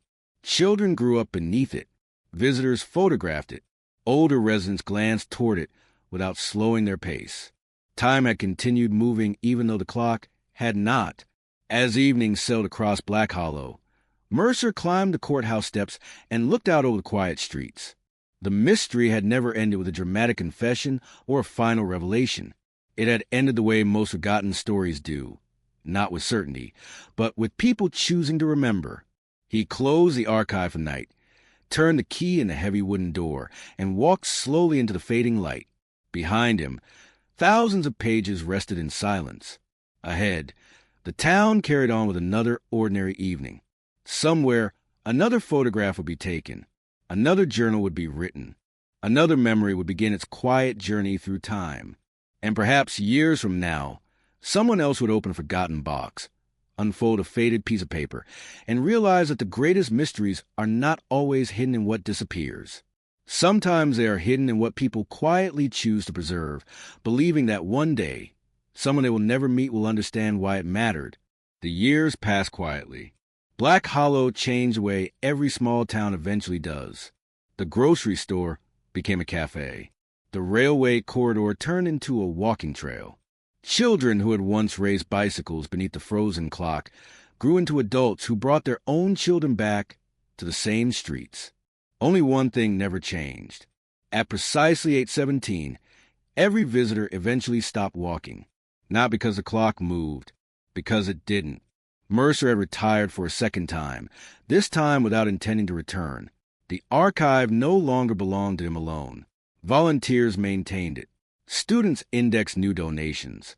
Historians occasionally arrived to compare forgotten letters with fading maps stored in distant libraries. The collection continued to grow, not because the mystery demanded it, because memory always found another keeper. One rainy afternoon, nearly a decade after Claire's disappearance, a delivery truck stopped outside the archive. The driver carried a plain wooden crate. No return address. No note. Only a shipping label with one line typed across the front. For the Black Hollow collection. Inside rested an old slide projector. Beneath it were hundreds of color slides, each carefully numbered. Mercer switched off the lights. The first image appeared on the wall. Main Street. Summer. Children laughing beside the fountain. Click.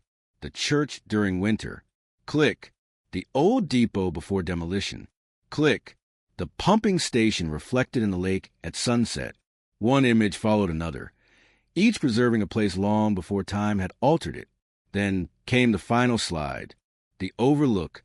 The same hill Mercer had climbed countless times. But this photograph had been taken from behind the observer. A solitary figure stood at the edge of the ridge, looking across the valley.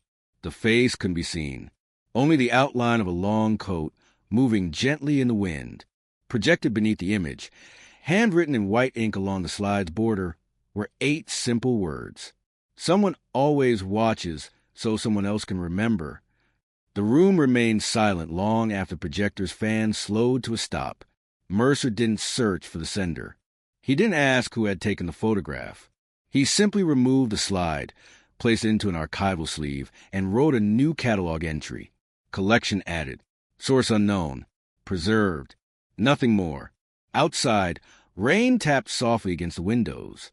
Visitors continued wandering through the exhibits, pausing before photographs of places they recognized and places that no longer existed. Some left with answers. Most left with questions. Mercer had come to believe that both were equally valuable. As evening settled over Black Hollow, he locked the archive one final time before walking across the quiet town square. The old clock still pointed to 8:17. Its weathered face caught the last light of the setting sun, casting a long shadow across the empty street. Mercer looked up, smiled to himself, and continued walking without stopping. Behind him, the clock remained frozen. Ahead, another ordinary day was ending, and somewhere unseen by everyone passing below, history continued its patient work, waiting for someone years from now to notice one small detail that everyone else had overlooked and understand that every forgotten story survives because one person decided it was worth remembering. The archive celebrated its 20th anniversary without ceremony. There were no speeches, no television crews, no commemorative plaques. Only the quiet sound of pages turning as visitors wandered through rows of carefully preserved journals, photographs, and maps. Mercer preferred it that way. History, he often believed, spoke best when no one interrupted it. The frozen clock still overlooked the square. Its weathered hands had faded beneath decades of wind and rain, yet they continued pointing toward the same unmoving moment. Tourists photographed it. Children asked about it. Older residents simply smiled. Every answer was slightly different. Every answer became part of the story. One autumn afternoon, a package arrived from an estate sale hundreds of miles away. Inside lay a leather-bound album wrapped in faded blue cloth. The first page carried no title, only a date, October, no year. The photographs inside showed ordinary landscapes, wooden bridges, country roads, old storefronts, autumn leaves drifting across quiet sidewalks. Mercer almost closed the album. Then he noticed that every image had been taken at exactly the same time of day. The shadows never changed. The angle of the sunlight remained identical from one photograph to the next. Whoever assembled the collection hadn't been documenting places. They had been documenting time. Tucked inside the back cover rested a folded sheet of tracing paper. When Mercer placed it over the town map hanging on the wall, the photographs aligned with remarkable precision. Each image represented another point along a single walking route that circled Black Hollow, before ending beneath the frozen clock. No explanation accompanied the album. None was necessary. Mercer smiled quietly. Another unknown archivist. Another careful observer. Another reminder that history survives because countless ordinary people preserve tiny fragments without ever expecting recognition. He cataloged the album, slid onto the shelf, and stepped outside. The evening air carried the scent of fallen leaves and distant with smoke. Children laughed somewhere beyond the church. A train whistle echoed faintly across the valley. The town continued writing its own history, one ordinary moment after another. Mercer looked once more toward the silent clock. For years he had searched for endings. He eventually discovered that history rarely offers them. Instead, it leaves behind open shelves, unfinished journals, unnamed photographs, and empty spaces where future generations will place whatever they choose to remember. He adjusted his coat and continued across the square as the first stars appeared above Black Hollow. Behind him, the archive waited patiently. Ahead, another quiet evening settled over the town. The mystery had long since become something larger than itself. It had become a promise that as long as someone cared enough to preserve a story, no matter how ordinary it seemed, the silence would never have the final word. The first frost arrived before anyone expected it. By dawn, a silver veil covered the rooftops of Black Hollow. Every window reflected the pale light of morning, and the streets seemed suspended between memory and reality. Mercer unlocked the archive, as he always did. The hinges gave the same familiar creak. The scent of aging paper welcomed him inside. Nothing appeared unusual until he reached the register. The visitor's book lay open on the front desk. He distinctly remembered closing it the night before. A new entry had been added in neat, deliberate handwriting. There was no name, no address, only a single sentence. Thank you for keeping the stories alive. Mercer ran his fingers lightly across the fresh ink. The security cameras showed no visitors overnight. The doors had never opened. No windows had been disturbed. Yet the message remained. He smiled instead of calling anyone. Some mysteries no longer needed to be solved. They only needed to be acknowledged. Over the following weeks, donations continued arriving from unexpected places. An elderly woman mailed a box of letters her father had written while working on the railroad. A retired teacher delivered a stack of classroom photographs dating back 40 years. A carpenter brought a weathered wooden sign, rescued from a demolished farmhouse. Every object carried a story. Every story found its place on the shelves. The archive was no longer a collection of evidence. It had become the memory of an entire town. One rainy evening, Mercer climbed the old overlook for what he believed might be the last time. The trail had grown steeper with age. The pines were taller now. Branches that had once framed the valley almost completely hid the town below. He reached the summit just as the rain stopped. Clouds drifted apart. Black Hollow appeared beneath him, glowing with warm lights against the dark mountains. The frozen clock was still visible from that height. Its hands remained fixed at 8:17. Mercer sat on the weathered stone foundation where Claire had once stood. He unfolded the very first notebook that had begun the journey years earlier. The opening sentence had faded slightly with time. If you're reading this, you're already too late. He smiled softly when he first found those words. They had sounded like a warning. Now they felt like an invitation. An invitation to remember, to preserve, to notice the ordinary before it disappeared. He closed the notebook carefully and placed it back inside his protective case. The wind moved quietly through the pines. Somewhere below, church bells echoed across the valley. For a brief moment, the sound blended with the distant whistle of a passing train, creating a melody that seemed older than the town itself. Mercer stood. The mystery had never truly belonged to him, nor to Claire, nor to any single person whose name filled the archive. It belonged to everyone who had paused long enough to write a note, take a photograph, save a map, or tell a story before time carried it away. As darkness settled over Black Hollow, he began the slow walk back toward town. Behind him, the overlook disappeared into shadow. Ahead, warm lights glowed through the windows of the archive. Inside, thousands of pages rested quietly on their shelves, waiting for the next curious visitor to open a forgotten box, unfold a yellowed letter, and discover that the smallest stories are often the ones that outlive us all. The archive remained open long after the town had fallen asleep. Moonlight filtered through the tall windows, tracing pale lines across rows of shelves that seemed to stretch endlessly into the darkness.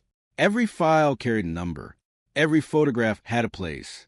Every handwritten journal rested inside acid-free sleeves, protected from the slow erosion of time. Mercer often wondered which was more fragile, paper or memory. One evening, as he completed the annual inventory, he reached the final shelf. Everything balanced, every record accounted for, except for a thin envelope tucked between two archival boxes that had never appeared in any catalog. He frowned. The envelope was sealed with dark blue wax. No address, no initials, only a pressed maple leaf beneath the seal. He was certain he had never seen it before. Carefully, he broke the wax. Inside rested a single photograph. Unlike the others, it was brand new. The colors were vivid. The paper showed no signs of age. It depicted the archive itself, taken from across the street, only days earlier. Through the front window, Mercer could see himself standing beside the reference desk, arranging books exactly as he had done that afternoon. Someone had been there, not hidden, not threatening, simply observing. On the back of the photograph, written in elegant handwriting, were 7 words. Every keeper eventually becomes part of the archive. Mercer looked around the empty room. The silence felt familiar, not lonely, respectful. He slipped the photograph into a protective sleeve and wrote a new catalog entry. Photographer, unknown. Date, recent. Status, preserved. No further explanation. The following morning, visitors wandered through the exhibits as they always had. A retired couple paused before a display of restored maps. A group of students listened quietly as volunteers explained how fragile photographs were cleaned and preserved. A young boy stopped beneath the large town map hanging near the entrance. He pointed toward the faded outline of the old observation hill. "Has anyone been there recently?" he asked. Mercer smiled. "People still visit." "What do they find?" "Usually a good view." The boy seemed disappointed. "No treasure?" Mercer shook his head. "The view is the treasure." The child looked once more at the map before running to catch up with his family. Mercer watched him disappear into the next gallery. Perhaps, he thought, that was how every story truly continued. Not through dramatic revelations, not through impossible discoveries, but through curiosity passed quietly from one person to another. As evening returned to Black Hollow, the familiar sound of church bells drifted across the valley. The frozen clock still marked the same impossible moment. The archive lights glowed warmly against the gathering darkness. Mercer locked the front door, slipped the key into his pocket, and paused before walking home. He looked back only once. Inside, thousands of preserved moments waited patiently. Outside, countless new ones were already unfolding. And somewhere among them, another ordinary day had just become history, waiting for someone, years from now, to decide that it, too, was worth remembering. The seasons continued their quiet procession across Black Hollow. Spring washed the hills in green. Summer filled the streets with music from open windows. Autumn painted the valley in copper and gold. Winter always returned with its familiar silence. Through it all, the archive endured. One morning, long before the town awoke, Mercer noticed a faint beam of light beneath the archive door. He was certain he had turned every lamp off the night before. The key turned slowly in the lock. The building stood exactly as he had left it. Shelves remained undisturbed. Documents rested in perfect order. Only the reading room was different. On the large oak table sat an open ledger. Its pages fluttered gently in the draft from a cracked window. Mercer approached. Someone had written a single entry, not in Claire's handwriting, not in any script he recognized. Every generation believes it is uncovering history. In truth, it is becoming history. No signature, no date, no explanation. He closed the ledger without speaking. The sentence needed none. Over the following months, the archive became more than a collection of old records. Artists donated sketches of buildings that no longer existed.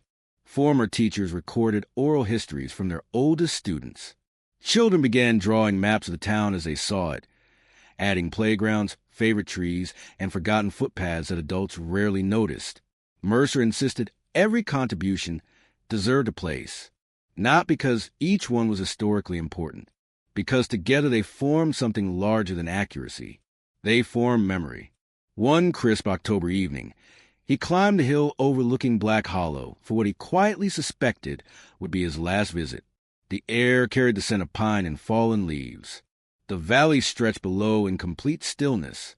The frozen clock remained visible above the rooftops, unchanged after all these years. Mercer removed a small notebook from his coat. Its pages were blank. For a long time, he simply held a pen. Then he wrote. The town never asked to become a mystery. It only asked not to be forgotten. He closed the notebook, slipped it into the archive case beside Claire's journals, and stood. Behind him, the wind whispered through the pines. Ahead, lights slowly appeared in the windows of homes across the valley. Families gathered for dinner. Children finished homework. Neighbors waved from front porches. Ordinary lives unfolded exactly as they always had. Mercer smiled. He finally understood what Claire had been trying to preserve. Not a single unanswered question. Not one remarkable event. But the quiet truth that every ordinary day becomes extraordinary the moment it is the last one anyone remembers. As darkness settled over Black Hollow, he began the familiar walk down the winding trail. The archive lights glowed in the distance like a beacon. The old clock remained frozen at 8:17. Neither needed to move. One guarded time. The other guarded memory. And somewhere beyond the mountains, another traveler would someday arrive with an old photograph, a faded letter, or a forgotten journal, adding one more page to the story that would never truly end. As long as someone, somewhere, chose to remember, Mercer no longer counted the years. He counted the stories.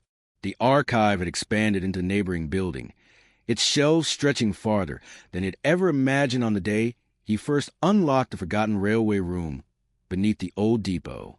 Students came every summer to learn preservation techniques. Historians arrived with boxes rescued from attics. Families donated photographs they had nearly thrown away during spring cleaning. Every donation began the same way. It probably isn't important. Mercer always answered with the same quiet smile. It mattered to someone. One rainy afternoon, an electrician arrived to replace aging wiring beneath the archive floor. Hours later, he knocked gently on Mercer's office door. "I think you should see this." A narrow section of flooring had been lifted near the oldest part of the building. Beneath it lay a small copper cylinder sealed with wax.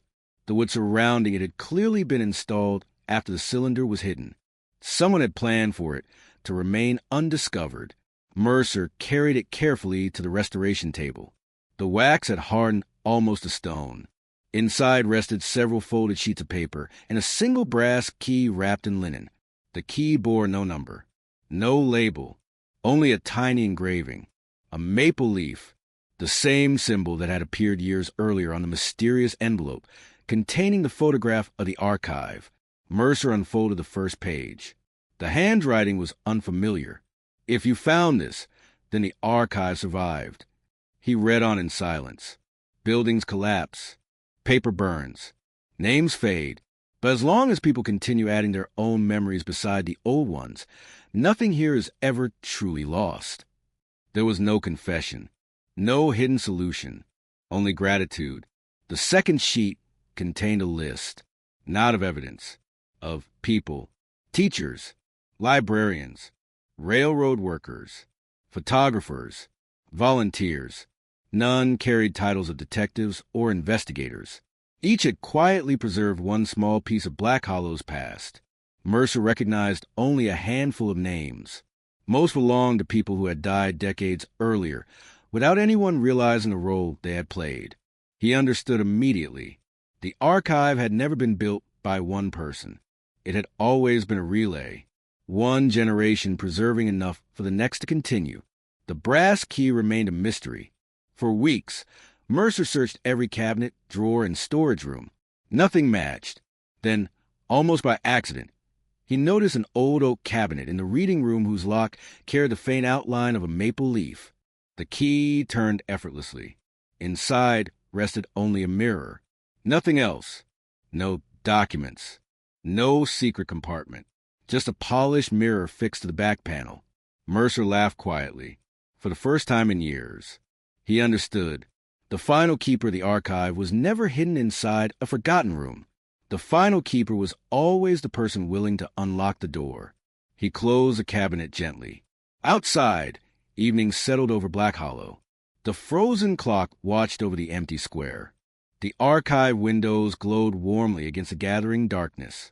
Visitors would return tomorrow. Some would bring questions. Others would bring memories. A few would leave carrying both. Mercer switched off the last light before stepping outside. He locked the door as he had done countless times before. The key clicked softly. Across the street, the old clock still rested at 8:17, untouched by another passing season. For a brief moment, Mercer imagined he heard its bell ring once through the quiet valley. Perhaps it was only the wind. Perhaps it was memory. Either way, he smiled, turned toward home, and disappeared into the evening, leaving the archive exactly as it had always been, waiting patiently for the next keeper to arrive, carrying one more ordinary story that, years from now, someone else would discover was extraordinary after all. Mercer never spoke about the mirror, not because it frightened him, because it explained everything without saying a single word. The cabinet remained unlocked from that day forward. Visitors occasionally opened it, expecting another hidden compartment or forgotten document. Instead, they found only their own reflections staring back through decades of preserved history. Most closed the door within seconds. A few stood there much longer. Those were the people Mercer remembered. One cold November evening, The power failed across Black Hollow. Street lights disappeared. Storefronts faded into darkness. The archive fell silent, except for the slow ticking of an old pocket watch Mercer kept on his desk, a watch that still worked perfectly despite the frozen clock outside. He lit a single oil lamp. Its glow reached only the nearest shelves. Beyond them, thousands of files vanished into shadow. For the first time in years, the archive looked exactly as Claire had first imagined it. Quiet, fragile, alive.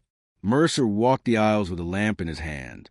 Each shelf represented another decade, another family, another life that might otherwise have disappeared without leaving a trace. He stopped beside Claire's collection.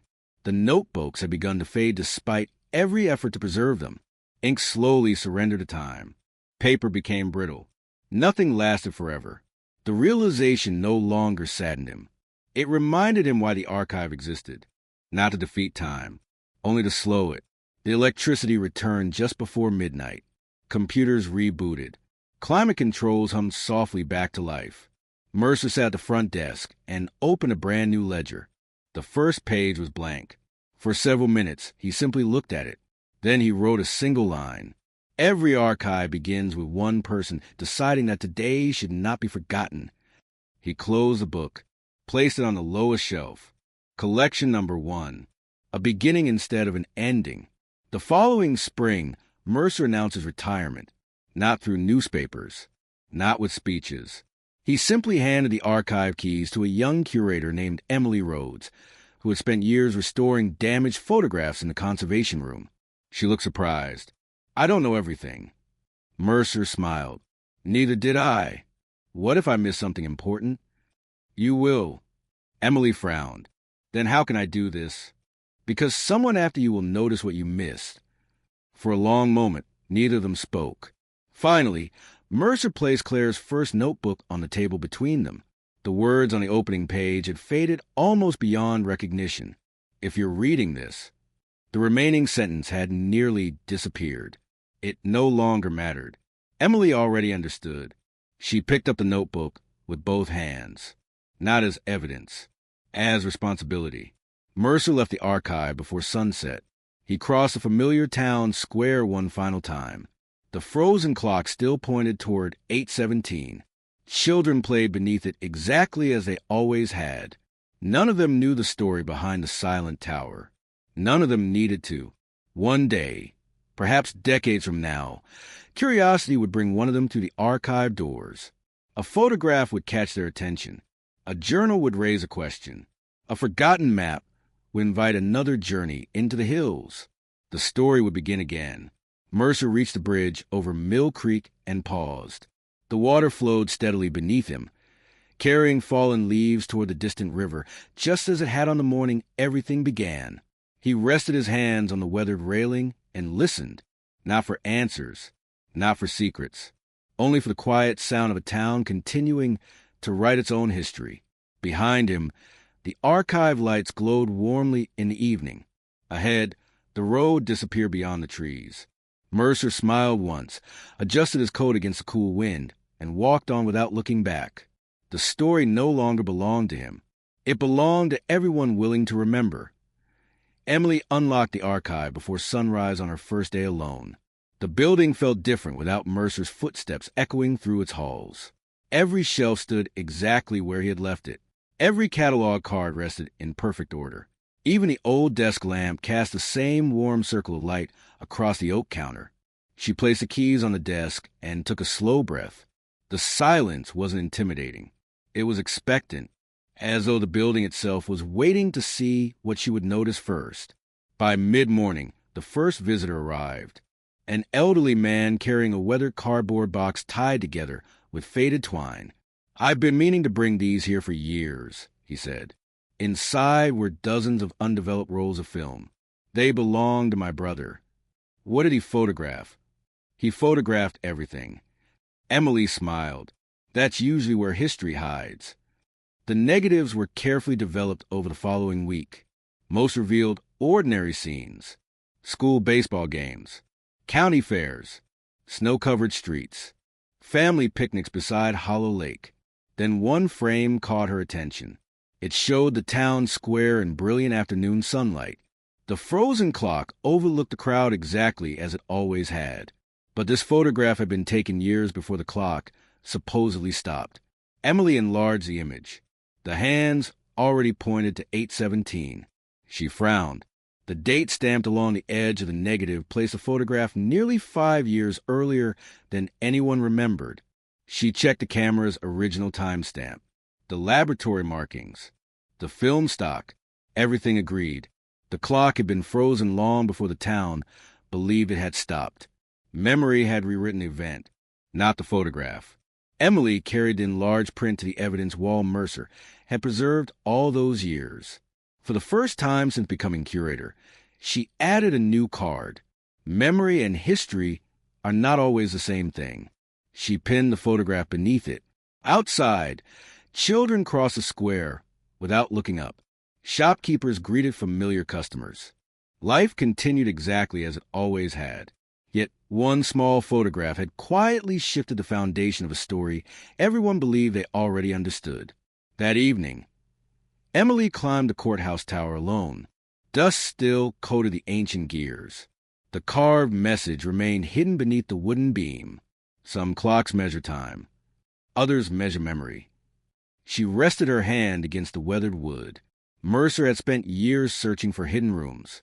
Claire had spent years preserving forgotten voices. Perhaps her role would be different. Perhaps she wasn't meant to uncover another mystery.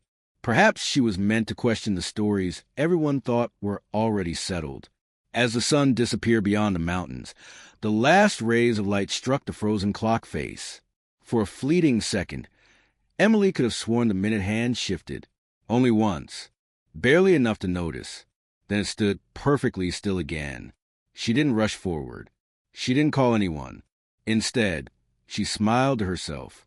Some mysteries announce themselves with violence.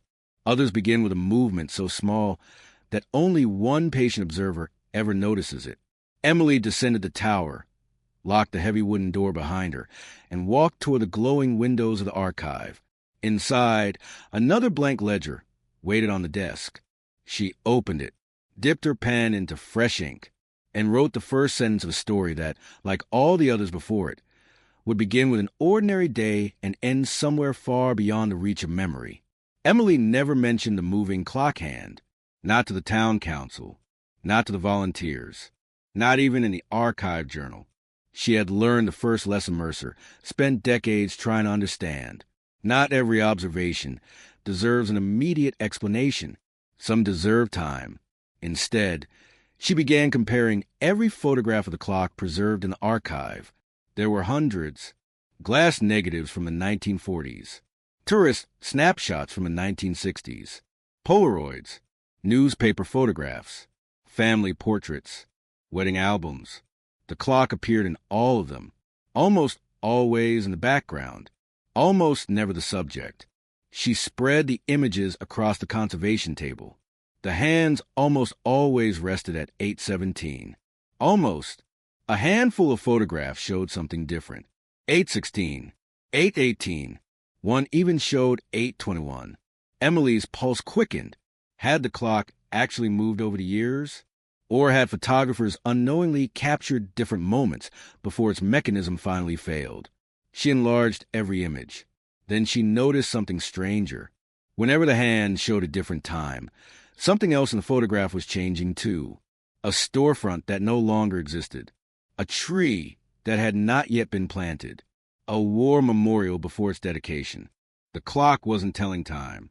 It was quietly dating the photograph, not by the position of its hands, by the world surrounding it. Emily laughed softly. Mercer would have appreciated the irony. Everyone had spent decades staring at the clock. No one had looked beyond it. A week later, another package arrived. No return address. No note. Inside rested a single leather notebook. Blank, except for the final page. Written in dark blue ink were 6 words. Leave room for what comes next. Nothing more. Emily walked to the archive shelves. Between 2 completed volumes, she noticed barely enough space for one additional book. She didn't file the notebook there. Instead, she placed it on an entirely empty shelf. A beginning, not a conclusion. Spring rain washed across Black Hollow that evening. Visitors hurried beneath umbrellas. The frozen clock overlooked the quiet streets. Its hands remained still. Or perhaps they didn't. Emily no longer cared which answer was correct. She had come to understand that certainty was never the archive's purpose. Preservation was. Every photograph rescued another face from being forgotten. Every letter carried another voice beyond its own lifetime. Every ordinary object donated by an ordinary family quietly became part of something extraordinary. As darkness settled across the valley, Emily switched off the reading room lights one by one. The final lamp remained glowing beside the newest blank notebook. She looked at it for a long moment.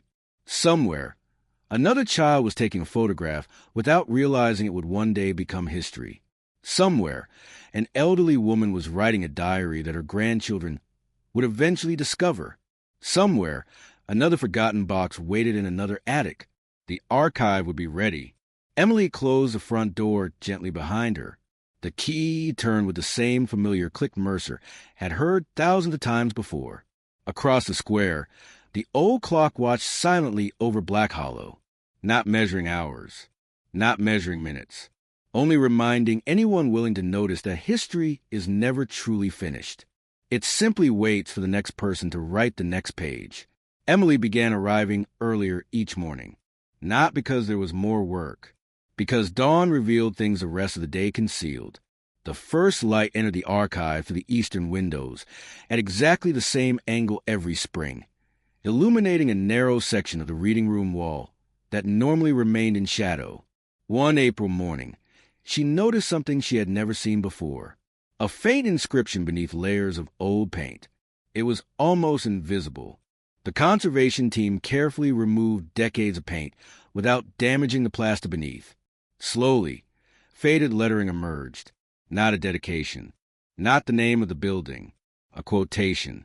Nothing disappears. It only waits to be noticed again. There was no signature. No date. Emily searched the construction records. The inscription appeared on none of the original architectural plans. Someone had written it before the wall had been painted over decades earlier. Someone had expected it to vanish, and perhaps expected someone else to find it. She smiled. The archive itself had become another artifact. Later that week, volunteers began reorganizing a neglected storage room in the basement. Behind an old filing cabinet, they discovered a narrow wooden drawer built into the wall. Inside lay dozens of library checkout cards. Not for books, for memories. Each card recorded an item that had once left the archive temporarily before being returned. A family Bible, a wedding photograph, a soldier's diary, a child's drawing. Beside every item was a handwritten promise. Return safely. Emily held one of the cards for a long time. It reminded her that preservation had never been about ownership. The archive did not keep history. It protected it until someone else needed it again. That evening she carried the cards upstairs and placed them in a new display case. Visitors gathered around almost immediately. An elderly woman wiped away tears after recognizing her grandmother's signature. A retired teacher found a sketch he remembered borrowing nearly 40 years earlier. Children asked why anyone would check out an old letter. Emily answered gently, because sometimes people don't borrow objects. They borrow memories. The children nodded as though that made perfect sense. Perhaps it did. After closing time, Emily walked alone through the quiet galleries. The building no longer felt like a museum. It felt like a conversation stretching across generations. Every shelf answered a question someone had asked decades earlier. Every empty space waited patiently for another answer. She paused before the blank notebook, left anonymously month before. It was no longer blank. Visitors had begun writing in it, not stories of mysteries, stories of ordinary life. The day a father taught his daughter to fish. The smell of bread drifting from the old bakery. The sound of church bells during the first snowfall. Tiny moments, seemingly insignificant. Together, they formed the heartbeat of Black Hollow.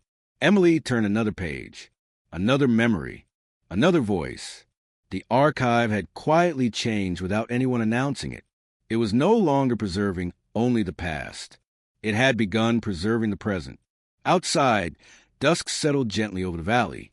The frozen clock remained motionless above the town square. Emily looked up at it before locking the front door. For years, people believed the mystery centered on a clock that refused to move. Now she understood. The true mystery had always been something far more remarkable.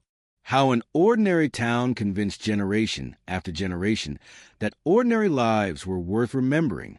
She slipped the key into her pocket and walked slowly home beneath the silent tower. Behind her, the archive waited in darkness. Ahead, tomorrow's memories had already begun.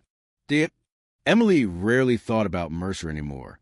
Not because she had forgotten him, because she no longer needed to imagine what he would do. The archive had taught her to trust the quiet details. One windy afternoon, a local elementary school visited the building. The children scattered to the galleries, stopping only where something caught their curiosity. Most paused at the old photographs. A few lingered beside Claire Donovan's notebooks. One little girl ignored everything else and walked directly to the large map of Black Hollow mounted near the entrance. She stared at it for several minutes. Then she raised her hand. "Something's missing." The volunteer smiled politely. "What do you think is missing?" "The tree." "What tree?" "The really big one by the creek." The volunteer laughed. "There isn't a tree on the map." The girl shook her head. "There used to be." Emily overheard the conversation. She walked over and studied the map herself. The child was right. Modern maps no longer show the enormous elm that had stood beside Mill Creek for generations before a storm finally brought it down. It had never occurred to anyone to mark it, because everyone had assumed everyone would remember it. Emily opened one of the oldest survey books. The elm appeared there. So did the wooden footbridge that had disappeared before she was born. A small picnic shelter. A narrow trail, no longer visible beneath modern roads. The map hadn't become inaccurate. It had become incomplete. That evening she began a new project. Not documenting buildings. Documenting memories tied to places. She invited every resident willing to participate.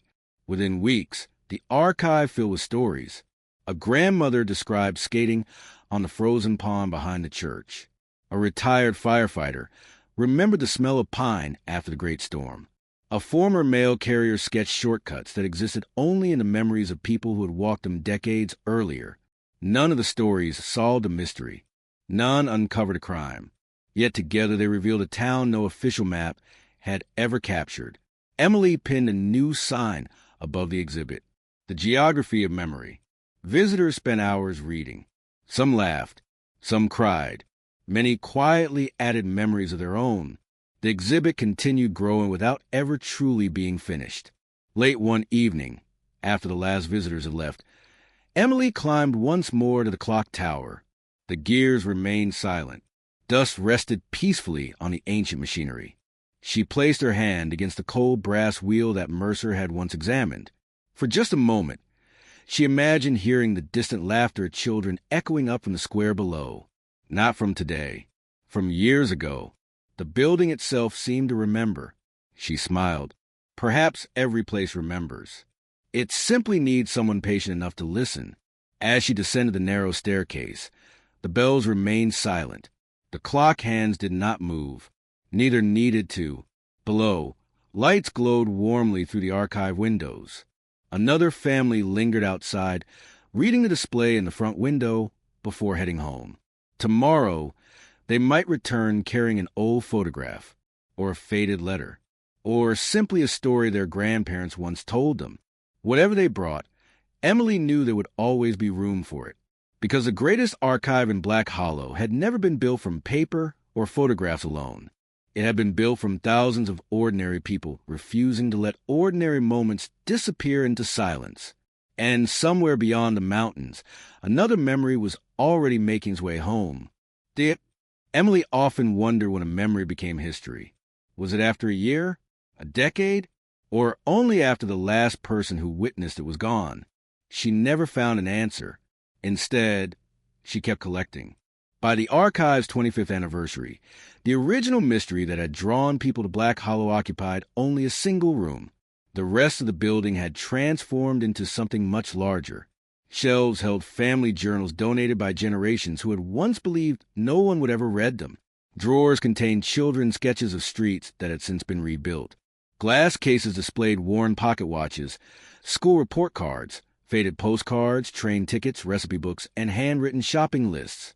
Visitors sometimes asked why such ordinary things deserved preservation. Emily always answered the same way. Because ordinary life disappears faster than extraordinary events. One autumn morning, a university historian arrived carrying a thick leather portfolio. "I've spent 15 years researching forgotten rural communities," he explained. "I've visited hundreds of archives." Emily welcomed him inside. He spent 2 full days reading. He rarely spoke. On the third morning, he approached the front desk, holding one of Claire Donovan's restored notebooks. "I finally understand." Emily looked up. "Understand what?" "Most archives preserve facts." He gently closed a notebook. "This one preserves people." The sentence lingered in the quiet room long after he left. Emily wrote it on a small card and placed it beside the entrance. Visitors stopped to read it every day. Many smiled. Some nodded. A few quietly reached into their bags and removed photographs they had been carrying for years, suddenly convinced those pictures belonged here. Late that winter, snow covered Black Hollow once again. The frozen clock overlooked the square exactly as it always had. A young boy visiting the archive with his grandfather stopped beneath it. "Why does anyone fix the clock?" The old man thought for a moment. "They could." "Then why don't they?" "Because sometimes people stop fixing a thing." He looked toward the glowing windows of the archive. "When it starts reminding them of something more important." The boy seemed satisfied. He ran ahead toward the archive doors, leaving small footprints in the fresh snow. Emily watched through the front window. She realized the answer had changed again. Years earlier, people believed the clock marked the beginning of a mystery. Now it marked the beginning of a tradition. Every visitor arrived with questions. Many left with memories they had almost forgotten. As evening settled over Black Hollow, Emily completed one final catalog entry before closing. Item: family photograph. Condition: excellent. Donor's note: I don't know whether this matters. Emily smiled and added a final line beneath it. Archivist note: it matters now. She closed the ledger, switched off the last lamp, and stepped outside. The night air was still. The mountains stood quietly beyond the town. Above them, countless stars shone over Black Hollow, just as they had long before the first photograph was taken, long before the first notebook was written, and long before anyone realized that the greatest stories are rarely the loudest ones. They are the ones ordinary people choose to save. With that thought, Emily locked the archive, slipped the key into her pocket, and walked slowly across the square beneath the silent clock, carrying tomorrow's history with her before tomorrow had even begun. Emily had become the oldest archivist Black Hollow had ever known. The town had changed around her in ways she barely noticed. The old hardware store became a bookstore. The bookstore became a cafe. The cafe eventually closed, only to reopen under a different name. Children she once guided through the archive now returned with children of their own. They smiled when they saw her behind the front desk. You're still here. Emily always answered with the same quiet laugh. So are the stories. The archive had grown beyond anything Mercer or Claire could have imagined. A climate-controlled vault protected fragile documents. Every photograph had been digitized. Thousands of hours of recorded interviews had been restored. Researchers from across the country visited not because Black Hollow contained the greatest mystery ever documented, but because it contained something far rarer, an uninterrupted memory. One crisp spring morning, workers preparing the foundation for a new community center uncovered an old metal lunchbox buried beneath nearly a century of soil. By lunchtime, it sat on Emily's desk. Inside were marbles, a pocket knife, a school notebook, nothing remarkable, until she reached the final page. A child had written an assignment titled, My Town. The handwriting wavered uncertainly across the paper. One day, everything here will be old. Maybe people won't remember our school. Maybe they won't remember this tree or the bridge or my dog. I hope somebody remembers anyway. No signature remained. The final page had torn away decades earlier. Emily closed the notebook slowly. She looked around the reading room. Shelves stretched farther than the eye could comfortably follow. Each represented another ordinary person who had quietly hoped not to disappear. Without realizing it, the child who wrote those words had predicted the archive long before it existed. That afternoon, Emily placed a notebook inside a new display. She gave it a simple title. Someone remembered. Visitors lingered before the case longer than any other exhibit. Parents read the words aloud to their children. Grandparents stood silently, remembering classrooms that no longer existed. No one asked who had written it. The author no longer mattered. The hope did. As sunset painted the valley gold, Emily climbed a familiar staircase to the clock tower one final time. The wooden steps creaked exactly as they always had. The great gears remained motionless beneath decades of careful preservation. Dust drifted lazily through shafts of amber light. She stood beside the ancient mechanism and rested one hand on the cold brass wheel. "I understand now," she whispered, not to the clock, to everyone who had come before. Claire, Mercer, the unnamed photographer, the teachers, the railroad workers, the volunteers, the children whose drawings still lined the lower gallery walls. None of them had been trying to stop time. They had simply refused to let time erase kindness. Outside, church bells echoed across Black Hollow as evening settled over the town. The archive lights glowed warmly below. Families crossed the square carrying groceries. Teenagers laughed outside the bakery. A train rolled slowly through the valley, its whistle fading into the mountains. Life continued, exactly as it should. Emily descended the tower, locked the heavy wooden door behind her, and paused beneath the frozen clock. For a brief moment she looked up at the weathered hands resting forever at 8:17. Then she smiled. It no longer mattered whether the clock had ever truly stopped. What mattered was everything that had continued beneath it. She turned toward the archive. Inside, another blank page waited. Outside, another ordinary evening quietly became part of history. And somewhere years from now, another curious visitor would open an old notebook, read a single forgotten sentence, and discover that the greatest legacy anyone can leave behind is not fame, nor wealth, nor certainty. It is simply giving the future a chance to remember that we were here. Emily wrote one final instruction before leaving the archive for the evening. She did not place it in a display case. She did not frame it. She tucked into the front of the archivist's handbook, where only the next keeper would eventually find it. The note contained just one paragraph. If you ever believe the collection is complete, walk outside. Listen to the conversations in the square. Watch the children running beneath the old clock. Every laugh, every farewell, every ordinary afternoon is another page that has not yet reached these shelves. She closed the handbook. The ink was barely dry. Outside, twilight settled gently across Black Hollow. The frozen clock overlooked the town exactly as it had for decades. Cars passed beneath it. Neighbors greeted one another on their evening walks. The bakery's lights reflected against rain-soaked pavement. Nothing extraordinary happened. Emily smiled because that was precisely the point. History almost never announces itself while it is being made. Months later, after Emily herself had retired, the archive welcomed another curator. His name was Daniel Foster. Unlike Mercer, he had studied history. Unlike Emily, he had grown up somewhere else. He arrived carrying notebooks filled with plans for digital preservation, climate monitoring, and new restoration techniques. On his first morning, he found the archivist's handbook waiting neatly on the old oak desk, near the front. Emily's note slipped quietly onto the floor. Daniel read it twice. Then he looked through the front window toward the town square. Children chased pigeons beneath the frozen clock. An elderly couple shared coffee on a bench. A mail carrier waved to a shopkeeper. He understood before unlocking a single cabinet. The archive had never been about the past alone. It had always been collecting the present. That afternoon, a little boy wandered inside, holding a disposable camera. Can I donate something? Daniel smiled. What do you have? I haven't taken the pictures yet. The curator looked at the unopened camera for a moment. What do you want to photograph? My grandma. Why? The boy shrugged. Because she won't always be here. Daniel felt an unexpected lump in his throat. He knelt beside the child.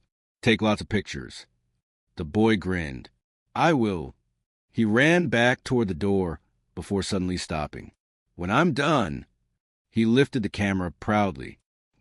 I'll bring it here.